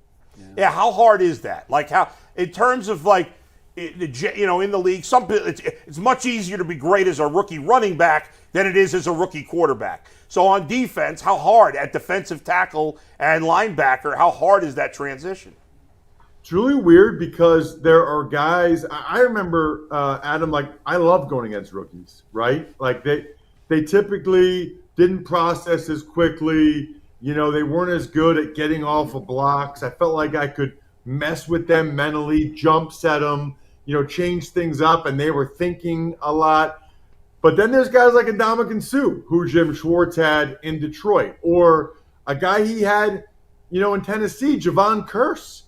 Schwartz has gotten a lot out of rookies on the D-line, that side of the ball, in his history. I mean, both those guys were dominant players right away, and maybe that's the Schwartz secret, is that he lets those guys just go. I think other times you see guys, on D-line as rookies, they're thinking a lot. They're not able to really play fast or as fast as they want to. I think Schwartz has always done a good job of letting his guys just go, and hopefully that's the case with Mason Graham. And even just some of the things I saw from Schlesinger last year and in the preseason. I mean, that guy makes every tackle. It's unbelievable. I did the UCLA-Hawaii game last year in the opener. He didn't even start. I mean, shout out to the UCLA coaches. I don't know what you guys were doing there. They also had the guy that's going to be the Titans' best edge rusher, Femi. They had him playing off-the-ball linebacker. I mean, I don't know. Maybe that's why UCLA hasn't done that well. I don't know. But what matters now for the Browns is that Schlesinger is able to play at a high level pretty much right away. You know, Ross, we was talking about Joe Flacco and what this offensive game plan could potentially look like against the Bengals. We looked at the totals from the time he played in 2023, and the leading rushers were like Jerome Ford with 40 yards and maybe 50 yards here. Like, is this a game where we could look up and Joe Flacco at the end of the game has 40 attempts? Well, I think if that's the case, it probably didn't go well for the Browns. I do not think that that's what Stefanski wants. I think he drafted Quinshon Judkins and Dylan Sampson for a reason. Can you guys give me an update, by the way? Why is Judkins We have no idea. We can't get a straight answer from him. Give you an update. The lack of transparency is incredible. I'm so confused on this. Like, I forget whatever the charge was, but there was some charge that It was a domestic violence. No, I know, but I mean, it was dismissed or whatever, Yes. right? Yes, it was. So I'm like thoroughly confused by what's going on there. The only thing I can figure is that there's going to be some type of NFL discipline. Yes. And the Browns are waiting until that comes down. I mean, they must know more behind the scenes, but I guess. at any rate, I do think that's why Stefanski drafted those guys. I think he wants to get back to outside zone, boots, play action, the things he always did until he switched his offense last year to try to accommodate Deshaun Watson. I fully expect that. I just don't know if they have the horses right now to do it. I don't think Jerome's really that guy. We'll see what Dylan Sampson can be. But I don't know if they have it in them to really be able to do that. You know, the Bengals' pass defense was not good last year. So, you know, that's something that maybe the Browns could choose to attack. I really like what I saw from Jamari Thrash in the preseason. He tore up the Eagles in that game I called. So, still, I think probably the fewer attempts from Flacco, the better off you are. I mean, we all love Joe, but he's not top 10, not top 20 quarterback probably at this stage of his career. So you probably don't want to have to go to that well all that often. Ross, we were talking before you joined us earlier in the show about how there just doesn't seem to be a lot of buzz for this season with the Browns. Maybe the least amount of buzz since I've been covering the team since 2011. What do the Browns have to look forward to this year? Good question. I think if you're a Browns fan, what you should be optimistic about is the trade they made in the draft and being well-positioned for next year's draft, which doesn't do much for you this season. Right. But what you get out of this season is you kind of get 3 bites at the apple, right? You get the Joe Flacco bite, and you see if maybe this guy can pick up where he left off a couple years ago, and maybe they can surprise people, play better, win games, be a competitive team. If that doesn't happen, which is entirely possible, then I think you have 2 other bites at the apple with Dylan Gabriel and Shedeur Sanders, right?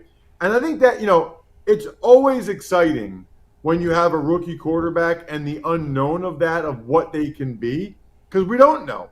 You know, maybe one of these guys ends up showing that they're a long time above average starting quarterback in the league. Maybe one of them really plays really well, and then those draft choices that you guys just showed can go towards other positions. But I think that's kind of the thing I would like if I'm a Browns fan, is that at least there are stages of things to look forward to this year. You start with Flacco, seeing if this team can be good on defense, can be competitive, the O-line can get back to being dominant like they were a couple years ago and surprise you, win 7 games, you know, maybe be in the mix until the end. If that's not the case, then, hey, we get to see what we have with these 2 young quarterbacks.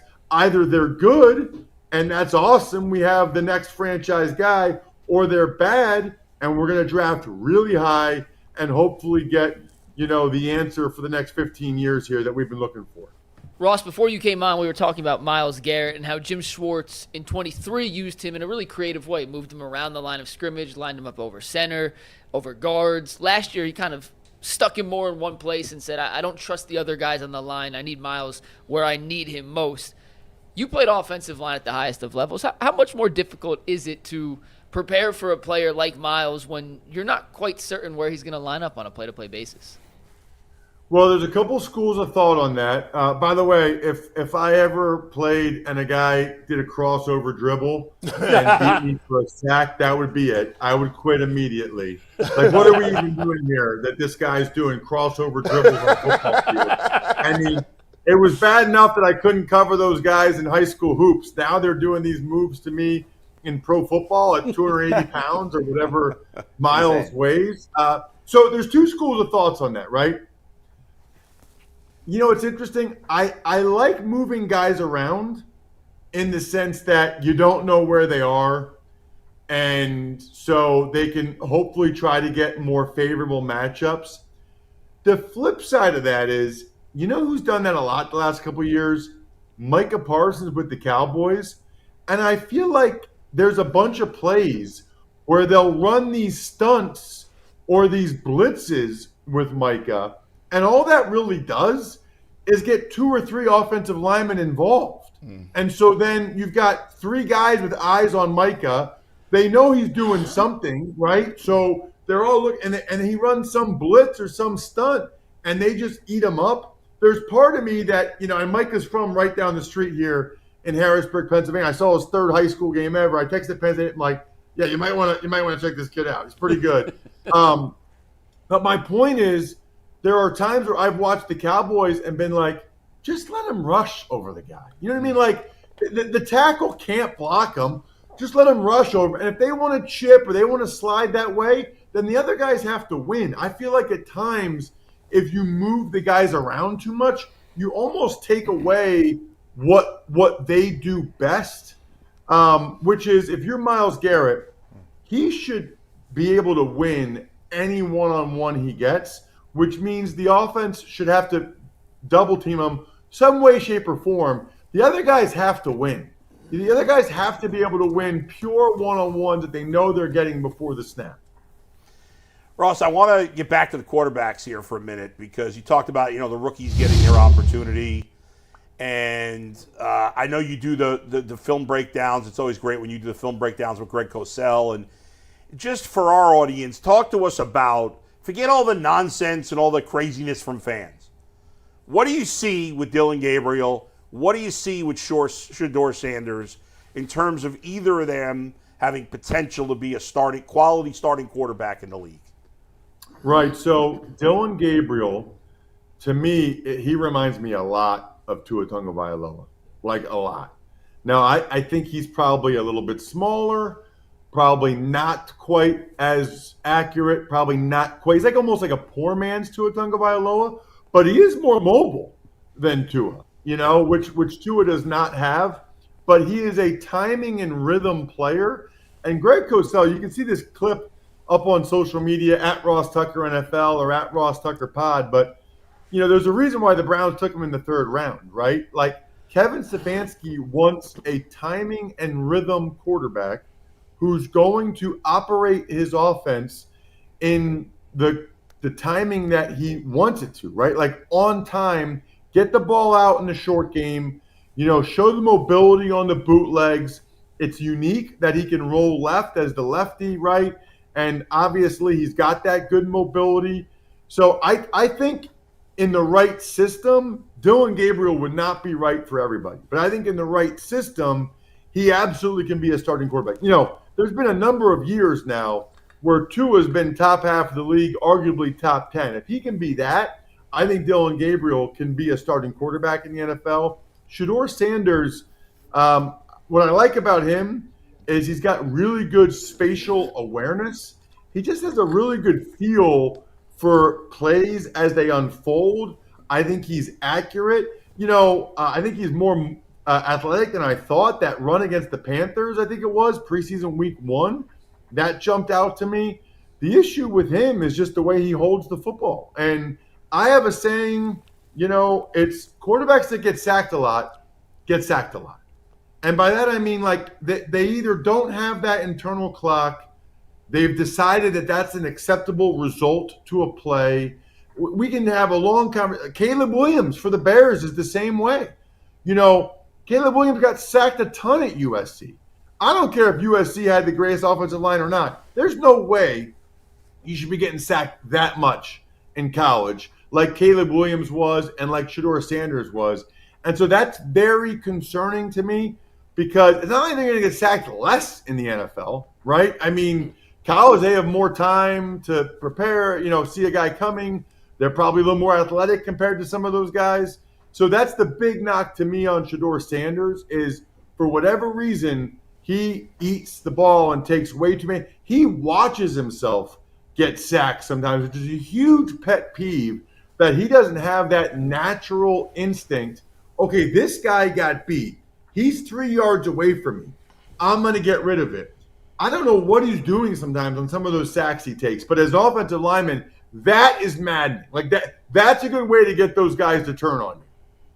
Well, what's odd about that, Russ, is the two are at odds. Like you say, Stefanski loves a guy that has that mental clock, gets the ball out on time, gets into that rhythm, and Shedeur is almost the antithesis of that.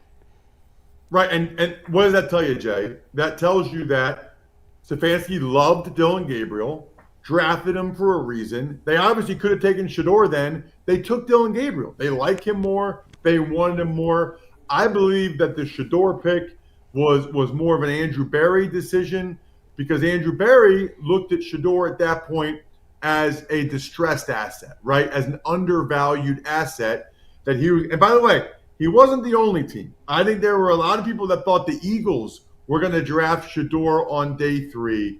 These guys are looking for any value that they can get, right? So the idea is, hey, people don't want to take him because of all the buzz around him. If we take him, we develop him, he looks good here in the preseason or maybe after the year, maybe we can trade him the following year for a third after sort of the buzz around him has calmed down. What do you expect out of the Bengals this year in Burrow? Are they going to be Super Bowl contenders? What do we think we're getting ourselves into this Sunday? Yeah, I mean, listen, I think first of all, I mean, this will be a disaster if they lose this game. A disaster. Okay? They played Burrow they played him the whole first quarter against the Eagles in the first preseason game. I think they might have played the whole first half against the Commanders in the second preseason game. I mean, they subjected Joe Burrow to some legit bad hits and harm in the preseason, all to win this game. I mean, this is about as all in as the team has been for a week 1 game against the Cleveland Browns in a long time. This would go against, and maybe they put too much into it. I don't know. But they have had everything circled for this game for the whole offseason, all to make sure they get off to a better start than they have been. So maybe the pressure's on. I don't know, but disastrous for the Bengals if they lose this game. The offense will be awesome. I mean, I think they're probably better at guard than they were last year. We know about Burrow and the receivers and the tight ends and the whole deal. They're hoping that they're a little bit better on defense with Al Golden as the coordinator. They don't need to be great on defense. They just need to be respectable on defense. And they're a playoff team, and then they're in the mix. I still don't see them winning 3 playoff games. I mean, that Burrow would have to get super hot. I think the class of the AFC is clearly the Chiefs, Bills, and Ravens. If there's a team that kind of can surprise and maybe sneak in the AFC Championship game, I would take Denver before I would take Cincinnati. Mm-hmm. Wow. Okay. Interesting. Yeah, I mean, Denver's defense should be better. I'm expecting a Bo Nix year 2 slide back, but I guess we'll see. What is the bigger gap in this game? The Bengals offense versus the Browns offense? I know they don't play against each other. Or the Browns defense and the Bengals defense? I would say the offenses. I mean, the Bengals are going to be a top 5 offense. The Browns could very easily be a bottom 5 offense. I mean, and even if the Bengals are a bottom 5 defense, the Browns are not. I would be surprised if the Browns are a top 5 defense. That would be asking a lot from a lot of guys. A huge rebound, yeah. Hey, before we let you go, 2 things. Give us a pick for Sunday, and if you would, throw out a win total. What do you think this Browns team is looking at win total legitimately? Yep, sure. So for Sunday, I will say Bengals 27, Browns 16. And then for the win total, I will put them at 4-13 because they have a very tough schedule to start. I think after the tough schedule, then I think they'll go with a rookie quarterback. And I don't know how many games those rookie quarterbacks, whichever one it is, they're going to win. So that's me being real.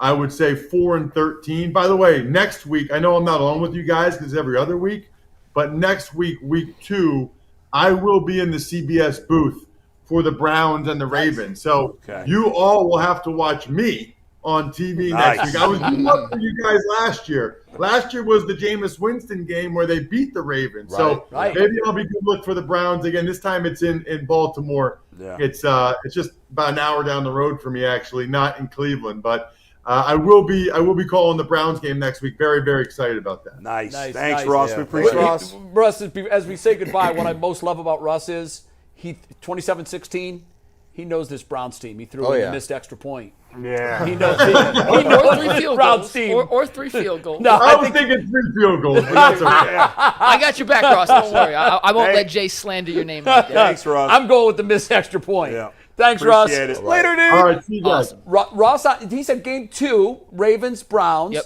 I wish that was here, actually. I know. But nonetheless, I like listening to him when he's on the Browns games. We'll be able to talk to him after that, so we'll have all the I think insights and the information he got in the lead up to it, plus the reaction afterwards. Guys, let me My get a read. score is very similar to his. Mine is too, and so I is my also have season. them going 4 wins. Listen, when he said his game score and his season score, I Yeah. thought, oh my God, we're really close. We're making on our both. picks Friday. Don't I give that know. away. And I told I y'all know. earlier, I'll tell y'all again, it is not a clean sweep. We have at least one person, maybe Well, we more. know who it is because that picking the person Browns. texted the whole group. He did. That is true. I But don't, we're not I going to didn't let see you it, guys know but I'm guessing it would be until Kool-Aid on Mafia. Friday. No one spoiled spill it. Friday's headlines. Guys, our next topic is brought to us by Supply House. We are happy to have Supply House as a sponsor of the Ultimate Cleveland Sports Show. When the opening whistle blows on a new repair, get your crew moving forward with Supply House. Order today and see parts on your doorstep tomorrow. Over 280,000 plumbing, HVAC, and electrical items from the most trusted brands in the business. Their real-time inventory and honest lead times keep you from punting on projects, while their industry-leading customer service always has your blind side covered. Join the free Trademaster program today and score serious perks like priority shipping, lower prices, and a dedicated support line. Visit supplyhouse.com to sign up for free and use promo code SHCollege5 for 5% off your first order. That is supplyhouse.com. Real people, real service all the time. Dustin, you played cornerback in the NFL, defensive back. Yes. And we are going to talk about the Browns' best strategies in the secondary to try and slow down this high-powered Bengals passing attack on Sunday. Denzel Ward is at the podium right now. He was asked if he would prefer to shadow Jamar Chase on Sunday. He answered, I want to do, let me quote Denzel Ward, I want to do whatever I have to help this team win, end quote. So non-committal, which probably means he knows he's not going to do that, but we'll find out for sure on Sunday. So, Dustin, if you were Jim Schwartz and you were devising a scheme to slow down Joe Burrow, Jamar Chase, T. Higgins, God bless you. Thank you.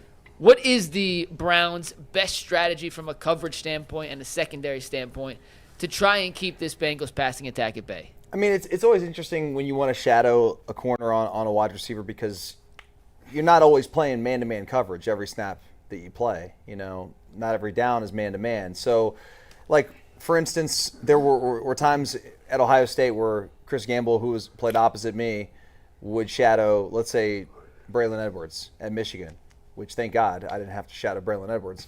Let Chris handle that. So like he would travel with him side to side, and whether he was in man or zone, he just played left or whatever side Braylon was on. He would follow him and play whatever coverage we would on that field. Now the interesting thing about that is teams would then try to put him in motion or do other things to try to figure out what we were in defensively. So that creates a bit of a challenge. But listen, Denzel Ward is by far the best corner we have, probably top 5 corner for sure in the NFL, and Jamar Chase is probably the best receiver in football. So to me, there's really no other answer than to put Denzel Ward on Jamar Chase as much as you possibly can, regardless if it's man coverage or not. You want him on that side of the field where Jamar Chase is at.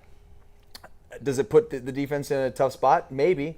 depending on what those other guys' abilities are. I mean, I'm not in that room to know if I'm comfortable enough leaving those other guys on an island against the other. I mean, they've got other good players. Yeah. They got good tight ends. They got good receivers. Higgins is damn good. Like, there's a lot of weapons on that offense. So I don't have the great answer other than if I were looking at Jamar Chase, he would scare me to death, and I would want to have my best guy, who is one of the best in the business, to follow that dude. Period. Cleveland Browns, you guys, just Cleveland Browns. Listen, let me just talk to you real quick. Let me talk to you real quick. Come to the office real quick. Listen, man, you see the headaches you can cause when you actually have more than one good person at a position. Your practices and the way you build your roster is annoying, it's archaic, and it's just backwards. You got Jerry Jeudy on your roster, and you line him up with Jamari Thrash. Now he played decent, but it ain't no one's scared of that. You can take one player out of the game, just like Dustin was just talking about it. One ain't good enough. We talk about Myles Garrett. Who's your next guy over there? Yep. If you had another one, you see the Bengals got two dudes. So Operation Stockpile. So when you're stockpiling your armory, you just don't go to war with machine guns. See, you got grenades, you got flamethrowers, you got missile launchers, you got a bunch of infantry. They even got old school bayonets. They just brought them back just to be scary to you. Like, dang, he got a sword on his gun. That's crazy. This is, for me, I'm gonna tell you this. Even if Jamar Chase don't really go off, T. Higgins can get spammed. They might just decide to spam T. Higgins. Like, hey, you thought we didn't have nobody? We got another 1,000-yard guy with 10 touchdowns on the other side. Greg Newsome, good luck. You're gonna have a long day. You can't even move them like that. Like, really, to realistically think about it. Plus, here's the thing, too. Dustin just pointed out something that I never really actually thought about. You're not in man coverage all the time. You know how smart you got to be to go from one side of the field to another covering somebody, but know what the backside of that zone coverage looks like. If it's front side, back side, is this number one, this is number two, what are you doing in the run fit? You got to know all of that. Most times, if you just a regular boundary corner, they just say, okay, you over here, you play the same technique. You ain't got to worry about it. You just memorize. But when you start flip-flopping, now it takes people communicating. And that's what the Browns don't do too well in the secondary. Heck, we can't even play regular zone sometimes. And guys just want to ride open. So, no, there's no option for them to be running around with Jamar Chase. They just don't have they don't got the bandwidth to do it. You just hope Greg Newsome lines up and plays good, solid coverage and make him take another snap. Yeah, listen, I mean, the only thing the hope for this week is just that for whatever reason, the Bengals have been bad the first couple of weeks of the season 3 years in a row. Their offense doesn't look like they never look in sync the first couple of weeks for whatever reason. Now, Ross Tucker made a great point. They have Joe Burrow. Again, Joe Burrow had never played a preseason game before this year. Not once. Not 1 minute, not one snap. This year he played like a full game between two games. So totally different approach they've had this year. It's the first healthy training camp he's had. Plus, like last year, Jamar Chase was holding in, and T. Higgins was hurt. Too. Everybody got paid. Everybody's happy on the offense. You can say what you want about the Bengals defense. Could they suck? Sure. Could teams score even the Browns on them? Maybe. Look at that year. To me, the Bengals offense is the most talented offense in the league, and I'm not even sure it's close. Joe Burrow's a top 5 quarterback. Jamar Chase is the best receiver in football. T. Higgins is a top 25 wide receiver at worst. Their number 3 wide receiver, Andre Yosivas, whose name I can barely pronounce. The guy had 500 yards and 6 touchdowns last year. He's like the 5th option on their offense. Cedric Tillman. They have 2 legitimate tight ends. Neither is great. But Gesicki and Noah Fant, they're both solid NFL tight ends. And then they run in these 3rd and 4th tight ends. They play them all. Chase Brown is maybe the most underrated running back in the league. If you look at what he did the second half of last year, when he was like the main guy, he was amazing. And the offensive line, I said this yesterday, despite all the talk about it, I think it's the best offensive line he's ever had around him. The only weakness I was worried about was right guard. They just signed a veteran a week ago, which I thought was a good move. And my guess is he's going to start this game. So the offense, to me, your only hope is that Denzel Ward can shut down Jamar Chase, and he's the only DB in the league that's done it at times. And you got to hope that the other guys who are in the end not as good as Chase just don't have that nobody has a monster game. But it's tough because everybody the Bengals put on the field at a skill position is a weapon. Jay, and Joe Burrow will throw to anybody, and there's guys who are going to catch the ball and make plays more often than not. This is what pains me. We just had to sit up here and hear Bull run down his 2025 outlook for the Bengals, and I can't say nothing about it. No, it's all true. I can't even hate. I can't even be like, yeah, no, Bull. I want to have the Kool-Aid pouring from the ceiling, but the Browns have given me no ammunition. They've given me no ammunition. I can't argue with that, bro. They haven't. Everything Bull said is true. See if you guys agree with this. I think the 4 biggest tests that they'll face this season offensively are in the division. They'll get 2 with Cincy and 2 with Baltimore. I think That's crazy. the only one that I would say would be more difficult than Sunday is going to be when we have to go to Cincinnati and play the Bengals down there. This is the number 1 offense in the NFL. They will finish the season as number 1. They have the number 1 quarterback, in my view. Joe Burrow, if he's not right now the best quarterback in the league, I ask myself this, who's the one guy you'd want right now? I want Joe Burrow over everybody else. At wide receiver, who's the one wide receiver I want? Give me Chase. This offense is going to be prolific. And Sunday is a daunting task. I don't know. It's interesting. Ross, as he was going through how you use Myles Garrett, it's a push-pull. If you put him in the same place every time, he's I thought that was interesting. It was really interesting to hear him say it. I wanted to put his feet to the fire, but I knew he had other questions and we wanted to move on. But I want to say, okay, you're the D coordinator. I know you say we get it. There's advantages to keeping him on the same spot, and there's advantages to moving him. What are you doing with them? I wish I wanted to do that. It's the same thing with Denzel Ward.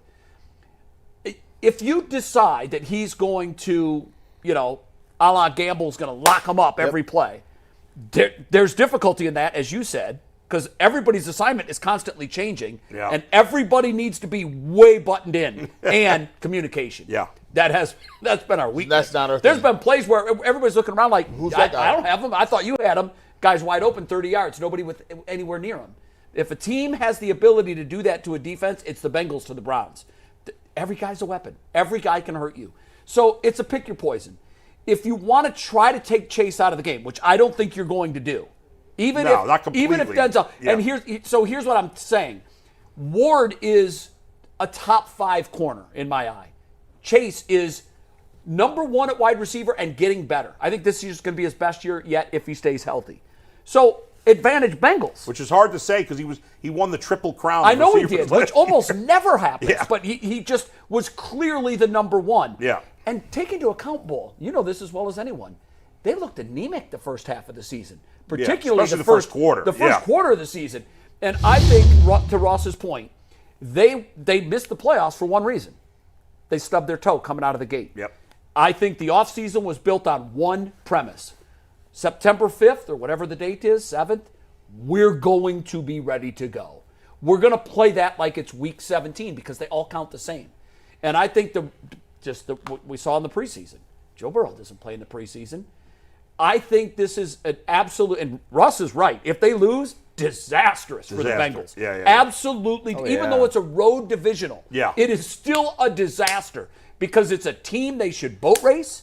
And all of their offseason talk and planning has been on one thing. Quick start. Let's go. Let's get out of the 100%. gate and let's go. Yeah. And if you lose this game, now week 2 is even more daunting. I just think it's pick your poison. I don't think it's going to matter. If Ward locks him up or not, I don't think it's going to matter. I think Chase has a, matchup is a funny thing. I think Chase has his game, and I think Ward will make some plays, Chase will make some plays. But this game is going to come down to way stuff outside of that. I mean, you said it. Brown is a very underrated running back. I watched him last year, because I've had him on my fantasy team, and I got to see him. He has nice bursts. He's very underrated. They do use a lot of tight ends, and that's the thing. It's not that's the way your offense should be. Your offense shouldn't be a game plan. The offense is predicated on what the defense is trying to do. All right, y'all did this, we're going to pivot to this. Oh, you did this, you can't stop this. Like, when you got multiple things that you can layer and mix in, plus the fact that you got a quarterback that right now is probably trending as the number one quarterback in the game, it's hard to keep those guys locked up for 3 quarters, because Joe Burrow can come out and have a big play, or he could come out in the 4th quarter and run off a couple of touchdowns, and then at the end of the game you say we played really well, and then you had the Cleveland Browns conversation. We played really well, can't miss field goals. Yeah. Play really well, we can't kick field goals down there. The penalty when we had the screenplay set up came back, that hurt us. Those things happen to teams that is right here on the margin. Like, they don't got enough talent to do. The Bengals can hurt themselves. Yeah. We can't hurt ourselves. Yeah, So they can overcome. Yeah, they can overcome the that type mistakes, of stuff. and we're not there yet. By the way, the last 8 games of the season, total yards, rushing and receiving combined for just Brown, because he's like such an afterthought. Yeah, I know he is. Brown, last 8 games, this was his yardage, rushing and Total catch. yards. Yeah, total yards. 157, 94, 143, 100, 123, 125, 109, 91. Now, I'm going to say something that probably Yeah. make you angry and disagree with me. Yeah, I'm not going to say he's just a guy. yeah. I'm saying he benefits from having weapons all over the place. 100%. So if you're the Browns, it is a pick your poison. Okay, we've got Chase. We've got Higgins. We've got the tight ends who, as you say, they're very serviceable. They're serviceable because there's plays to be made for everyone else when so much attention goes to stopping That's right. When your Chase. best player is the best, Yeah. it makes everybody better. So now, if you're maybe below average, well, now you're average. And Yes. if you're average, maybe you're above average. And I if think- you're above average, now Yes. you're good. Because he's so good that it's the same Yeah. thing with Myles Garrett, which just shows you how bad the Browns D-line's been. He's the best player. He does make the guys a little better around him, but there's just so much he can do. And he still looks as great as he does, Yeah. despite the fact he draws all the attention and doesn't Yeah. get much help. That's Yeah, the yeah, extraordinary player. Yeah. In I think the Bengals are the perfect storm for them. It's perfect for them because you have a guy in Joe Burrow who is, if not the best quarterback, for me he's in the top 2 or 3. And then you got Chase, who's to me definitively number 1. Well, whenever you pair that up, good luck. Good luck stopping that. It just goes back to the way you think about building your team. It's so many times where a team will say, I got a top 5 quarterback, I can have Jags at receiver. Yeah, you can, but you'll top out. Now give him a number 1 Give receiver. him a ball player, and now it's cheating, because now it's just like, what do you do? And Like, if nothing else, It's Tom Brady and Randy Moss. Yeah. listen, to some degree you say, well, if you don't win a Super Bowl, what is it? Doesn't matter, right? But there's something to be said for when your basement is 9-8 and miss the playoffs by 1 game. Yes. Like, if when you have that level of quarterback, that's your basement, especially when you combine it with that level of wide receiver. Every year you're in it. You're in the mix. And the thing I'm scared about, and it just shows you how much there are holes in this roster for the Browns. Somebody tell me who the starting nickelback is. The depth chart says Cam Mitchell. Yeah. We'll find out officially on We'll find out. Sunday. That man couldn't get lined up. He was getting toasted all preseason. Just giving up. He on the goal line. Whatever happened to say, put your foot on the goal line and make him. This dude is just giving all kind of cushion. If that is your nickel guy, right? You're in trouble. When you're as weak, you're as strong You as your are weakest in link. trouble. They're gonna be in 3 wide receivers a whole lot, and a lot. All right, guys, let's get to our last topic of the day. It's brought to us by Yahoo Fantasy. Fantasy football is back. You have till tomorrow to get your draft in before the season officially kicks off. The UCSS League is on Yahoo Fantasy, and whether you're a first-timer or a veteran, you should be using the Yahoo Fantasy app as well. To celebrate 28 years of fantasy greatness, Yahoo Fantasy is dropping 28 new features over 28 days, giving you more ways to play, more ways to draft, and more ways to win. Stay tuned and get started by creating or joining a Yahoo Fantasy Football League at yahoofantasy.com/LockedOnNFL. That is yahoofantasy.com/ youtube.com/LockedOnNFL, and let's make this fantasy season the best one yet. What did we think about the UCSS fantasy draft? Any thoughts, comments? Corey texted me, said he really likes his team. I haven't looked over all the teams yet. He liked it. What do you think, Mike? I mean, I'm a Yahoo, not just because they're a sponsor, but I'm a Yahoo loyalist. I am too. We had to pause the draft. Polk had some issues and got called out, so that was annoying. But Well, I'll other tell than you that, something, it went man. smooth. Well, can he just flip the auto? So I have a reputation of being sometimes not nice to the public. Yeah. Not that I've been not nice. Like some people in the public think, oh, I'm not nice. I'm mean with what I say on the air. But I'll tell you, I am the only nice guy in this fantasy league because I was trying to help Mike, and everybody else was like, screw him. Let's go. Blah, blah, blah. Nobody. Oh, Polk? So Polk got called out on a story right when the draft started. So Bull's like, I got a friend who will draft for him. I was So going to the have a friend started, draft for him. And then Bull kept pausing the draft every time Polk was up to try and pick.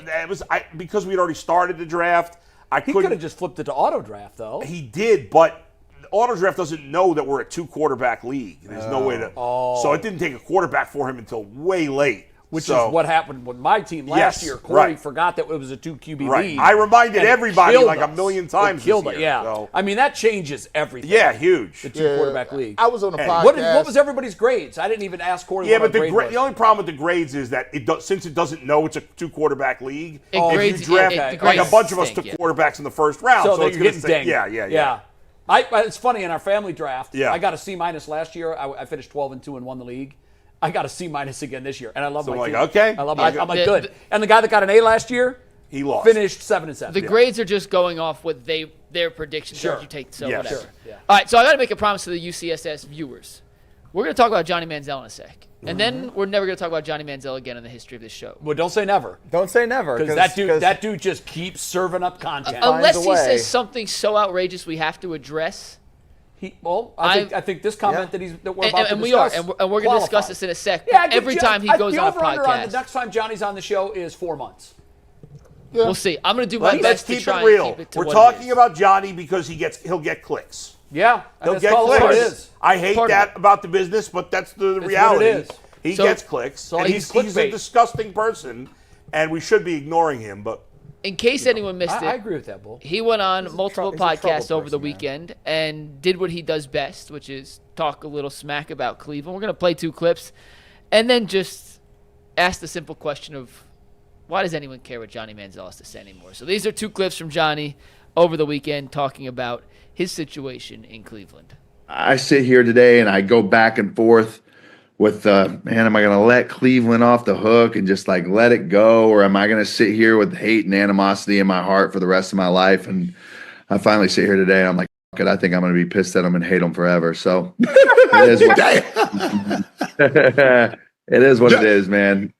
No love for the Browns. I'm rooting for 0-16 seasons every season. I think I let the losing, the frustration lead to more partying, more drinking, less focus on the football field, more focus on the things that didn't matter because I was trying to escape bad football. I was trying to escape coaches that didn't talk to me. Shoot, as soon as practice is over on Monday, I'm out. I had a flight every Monday. Same. Brian Hoyer was the starter, and I was very solidified in the backup role. As I know I'm not prepared, I don't know enough about defenses. He's not coming off the field. I got comfortable in that backup role to where every Monday I was 50-50. It would be straight to South Beach for FDR Mondays at the Delano, or I would go back to Texas York, and go to Dallas, or New go York to for the the Trump Gansevoort, Soho. the- I would go to my car every day. I'd have 2 sticks rolled. I'd try to smoke 2 blunts in the 6 minutes it takes to get to the airport, and I would be on a flight. I just couldn't wait to get out of Cleveland or be back and breathe Texas air or walk on the beach. On a Tuesday at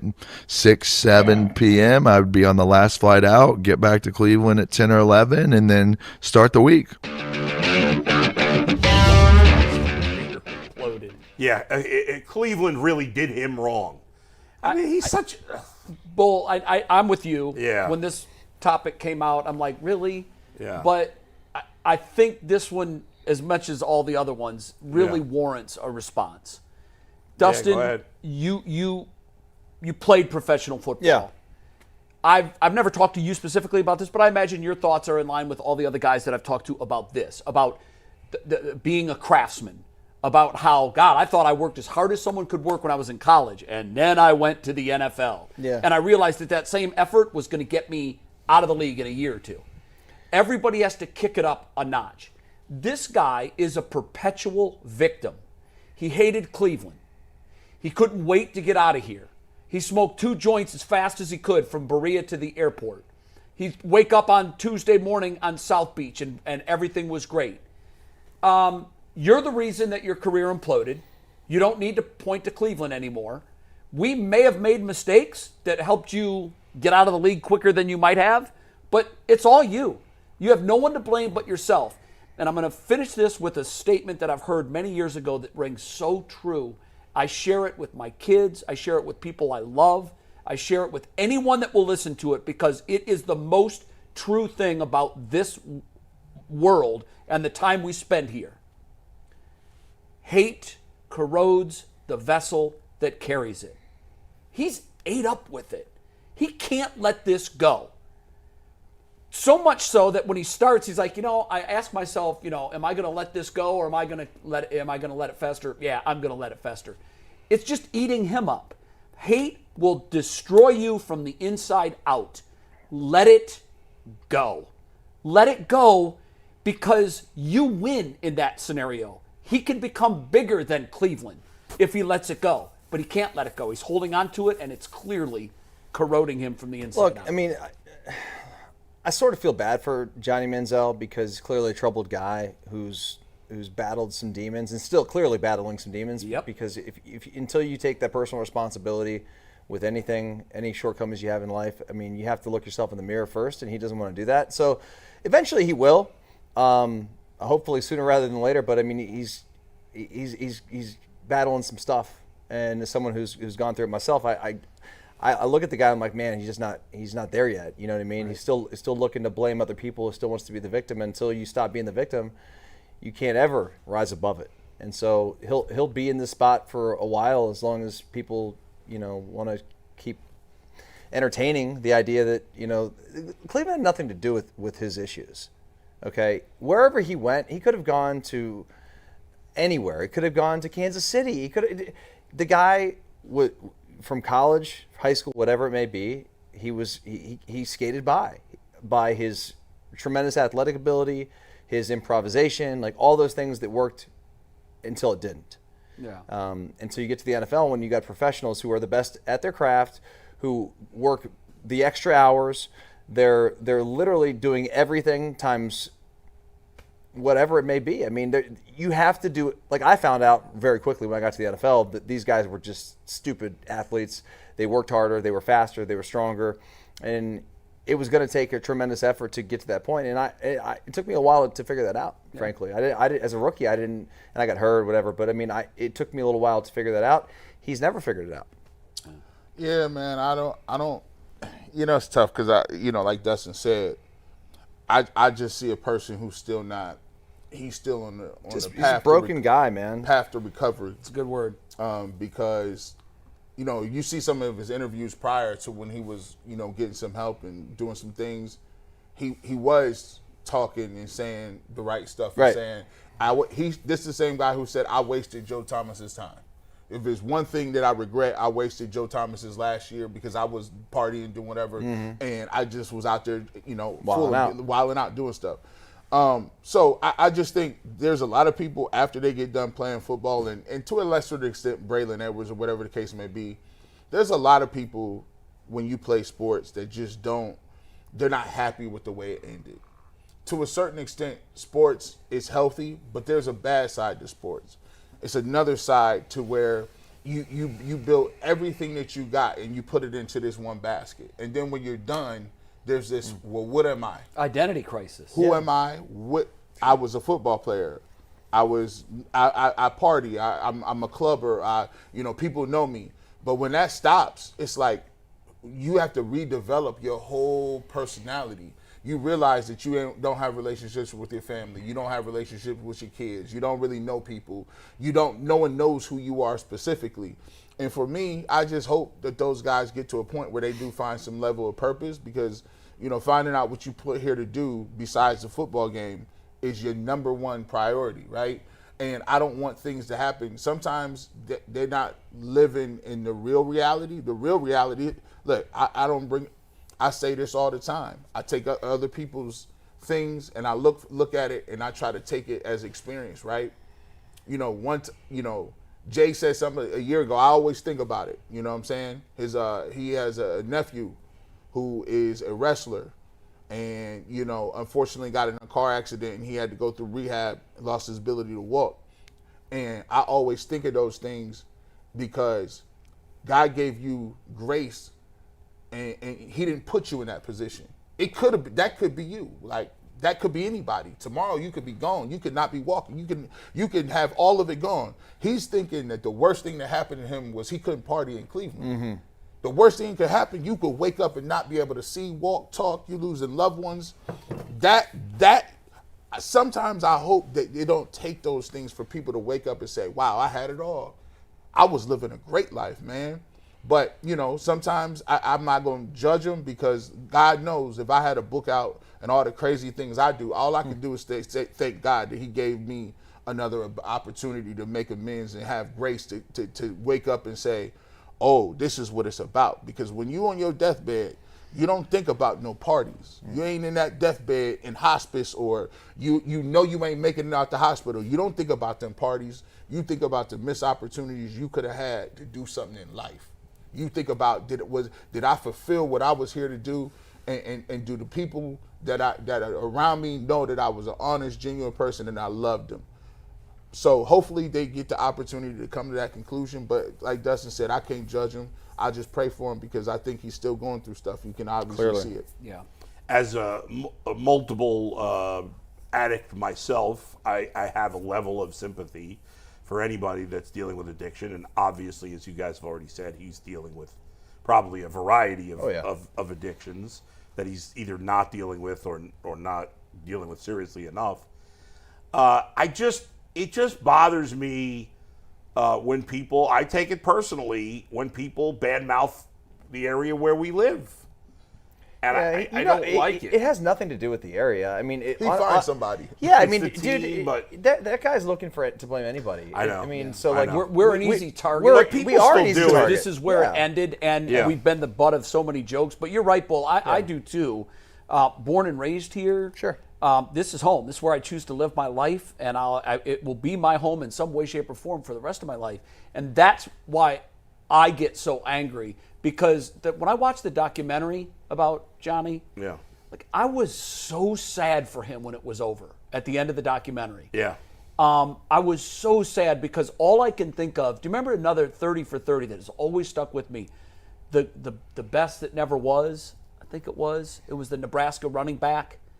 I don't know if I saw that one. God, it was so good. I think it was Rodgers, but the title of it I thought was so clever. The best that never was, because he was the best. Is that about Lawrence Phillips? No, but it was a previous one. Was it Johnny Rodgers? I seen that one. I seen the Marcus Dupree one. Marcus Dupree. Marcus Dupree. Oh yeah. I just like my heart. That was Oklahoma. My heart, Oklahoma. I'm sorry. Yeah. My heart cried for Marcus Dupree. I was very young when he was playing, but I remember his greatness.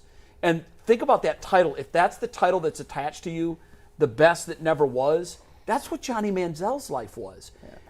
I was reminded when I watched the documentary just how gifted he was.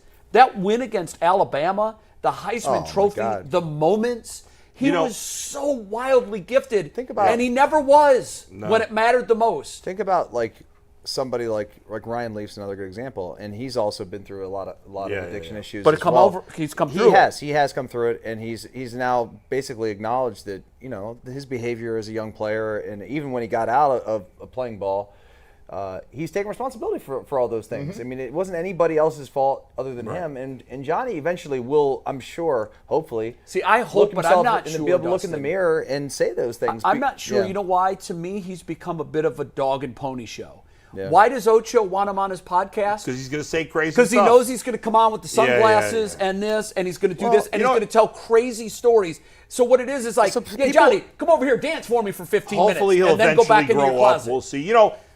I like neither Dustin nor I really wanted the Browns to draft Johnny Manziel at the time. And then we got, like a lot of people, got got the caught up fever. in I it. was like, a week yo. before, and we were excited when he got drafted, and most of the town was. And then I'll never forget, of course I'm going to forget the name of the coach. Who's the coach that we did that interview, we pre-taped an interview with that told us about Johnny's film study habits? Was it Kingsbury? I don't even remember who it was. Oh. I say I won't forget. It was but Jake Spavital. Jake Spavital was his offensive coordinator. And we spoke to him. We had pre-taped this he interview. never looked at And he film? said, yeah. And who was going to say that? I know. But he had already been drafted, and he was like, yeah, Johnny never watched film. And And as soon as he said that, I was like, oh, my God. Dustin said this guy's something got no chance. that I think is crazy that plays a role in it is the imposter syndrome. When you get to a level and you've been great, there has to be a shot in your soul when you get there and you look around and be like, all of these dudes is better than me. Yeah. And it's not close.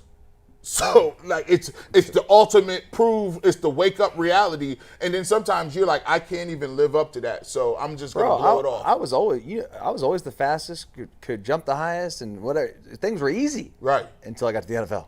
And everyone was just as fast or faster, could jump just as high or higher, and they were a hell of a lot stronger because I didn't really work that hard in the weight room. Yeah. And then so you got a choice, It's either a flight sad tale. or flight. It's really And he it's chose a sad flight. tale. My hope for him is that he does come out of it on the other side. He sees the light and he owns some of his mistakes. And hopefully one day he talks about these things like they're badges of honor. He's like, he's bragging about that. He's not shameful. Right. He's bragging. Yeah. I hope he gets to a point in his life where he says the same stories, but with a level of shame and embarrassment that what did I do? How cool was I? Hey, listen, you look like a fool. Grown men can own their flaws. Yeah. You know what I mean? Wow, that's a great statement. That's a great statement. All right, we got Super Chats to wrap up today's show. Super Chats today brought to us by FanDuel. The NFL season kicks off tomorrow. FanDuel is making sure you're ready with a can't-miss offer. Right now, new customers can bet $5, and if that bet wins, you get $300 in bonus bets to use across the app. So are you ready to play? If you are, download the FanDuel app by visiting FanDuel.com/UCSS to get started. That is FanDuel.com/UCSS, and place your first $5 bet. All right, Super Chats to wrap up today's show. We're going to run through them because we got a decent bit, and we only have 3.5 minutes to do it. Triz says if the Browns are under 3-3 after 6 games, they should pull Flacco and play the rookies 5 games each, giving the best one the last game. Your savior isn't in this upcoming quarterback class. Topo42 says you guys are overreacting regarding Haslam at college games. We'd all be doing the same thing as an owner. Media drama and Jay's hate for Haslam is manifesting. Other owners don't do that. That's just he's wrong. That's wrong. And even if they do, they don't do it like in a public way. I don't see according owners to all the people, I think there were 16 or 17 NFL execs that were there. They were GMs and scouts and one owner. Owners don't do that. Maybe Jerry Jones does. I don't ever remember a time Jerry did that. It's not something owners do. He's wrong. He's patently wrong. Dragon the Abandoner has 2. First one is Fannin, Sampson, and Bond. Plenty of new offensive talent to watch. He also says you guys are being negative today. Drink a Yoo-hoo. I love Triz you. says I think opinions. Isaiah. What do you say, Bull? We're giving honest opinions. Yeah. That's it. I wanted to say Bull was a homer. I wanted to call it. I wanted to, but he just. I'm like Bull spoke the truth about the Bengals. We got some homer ones coming, so just give me a sec. Triz says I don't think Isaiah Bond is being talked enough about. We'll see what happens on Sunday. I have low-key expectations for him. Creative Juice says, I'm not saying Flacco is old, but his first playbook was on a stone tablet. Hashtag Flaccavelli. James Mace says, Myles will win a Super Bowl with the Browns before he retires. The Browns will have a top 10 defense. And also, I believe after this season, everyone will feel good about the overall direction of the Browns. Blowinza247 says, Jay is cosplaying as a bargain bin Brett Favre. And that's actually very funny. It is. You know what would really be great if I hadn't shaved? Because I'm telling you, I'm more pepper than salt anymore. Bro, like you definitely. And that's wearing the Wranglers today. You'd be looking just like Jay. Let me find out. You better not get no cattle after you. Let me tell you something. That is not in my future. Right. If I see Jay in his gated community with cattle. pat on the back? No. I'm calling the homeowners Jay just got a association. loan for a high school Last- gym. Last 2 super chats, 3 actually, real quick. Dragon the Abandoner says, "Is this the ultimate Cincinnati sports show today?" Yeah. James Bass says, "Burrow, Allen, and Jackson, or Mahomes, Allen, and Jackson are a class above Burrow." And I'm not quite sure what this is in reference to, but Brian Suave says, "Suck it." Okay. He paid to say that. Those are super chats And for we the read day. it. It's good. Is that technically approved? Yeah, that's funny. It technically, that passes all FCC rules. I want to wrap it up. We have 30 seconds. I want to wrap Shoot, it up with yeah. this. It's so profound. Grown men own their flaws. Yeah. Is that what's? I mean, Ugh. dude, that's profound. I do like that. That is a really t-shirt, that is yeah. a T-shirt. What I'm gonna Dustin do- Fox. We're trademarking it right here I'm on sure this someone show. else. I'm sure someone else has said it first. Dustin said it. I've never heard it before, but I don't know that I've ever heard I'm gonna go anything more home. true. I'm gonna go home, Thank you. spend an obscene amount of money, and then apologize by saying that quote. Grown man. They Yeah, don't. They look, own- it's my flaw. Spending is my flaw. It's my But I'm flaw. owning See it. you in But I'm owning overtime. it. I owned it. Peace. And I.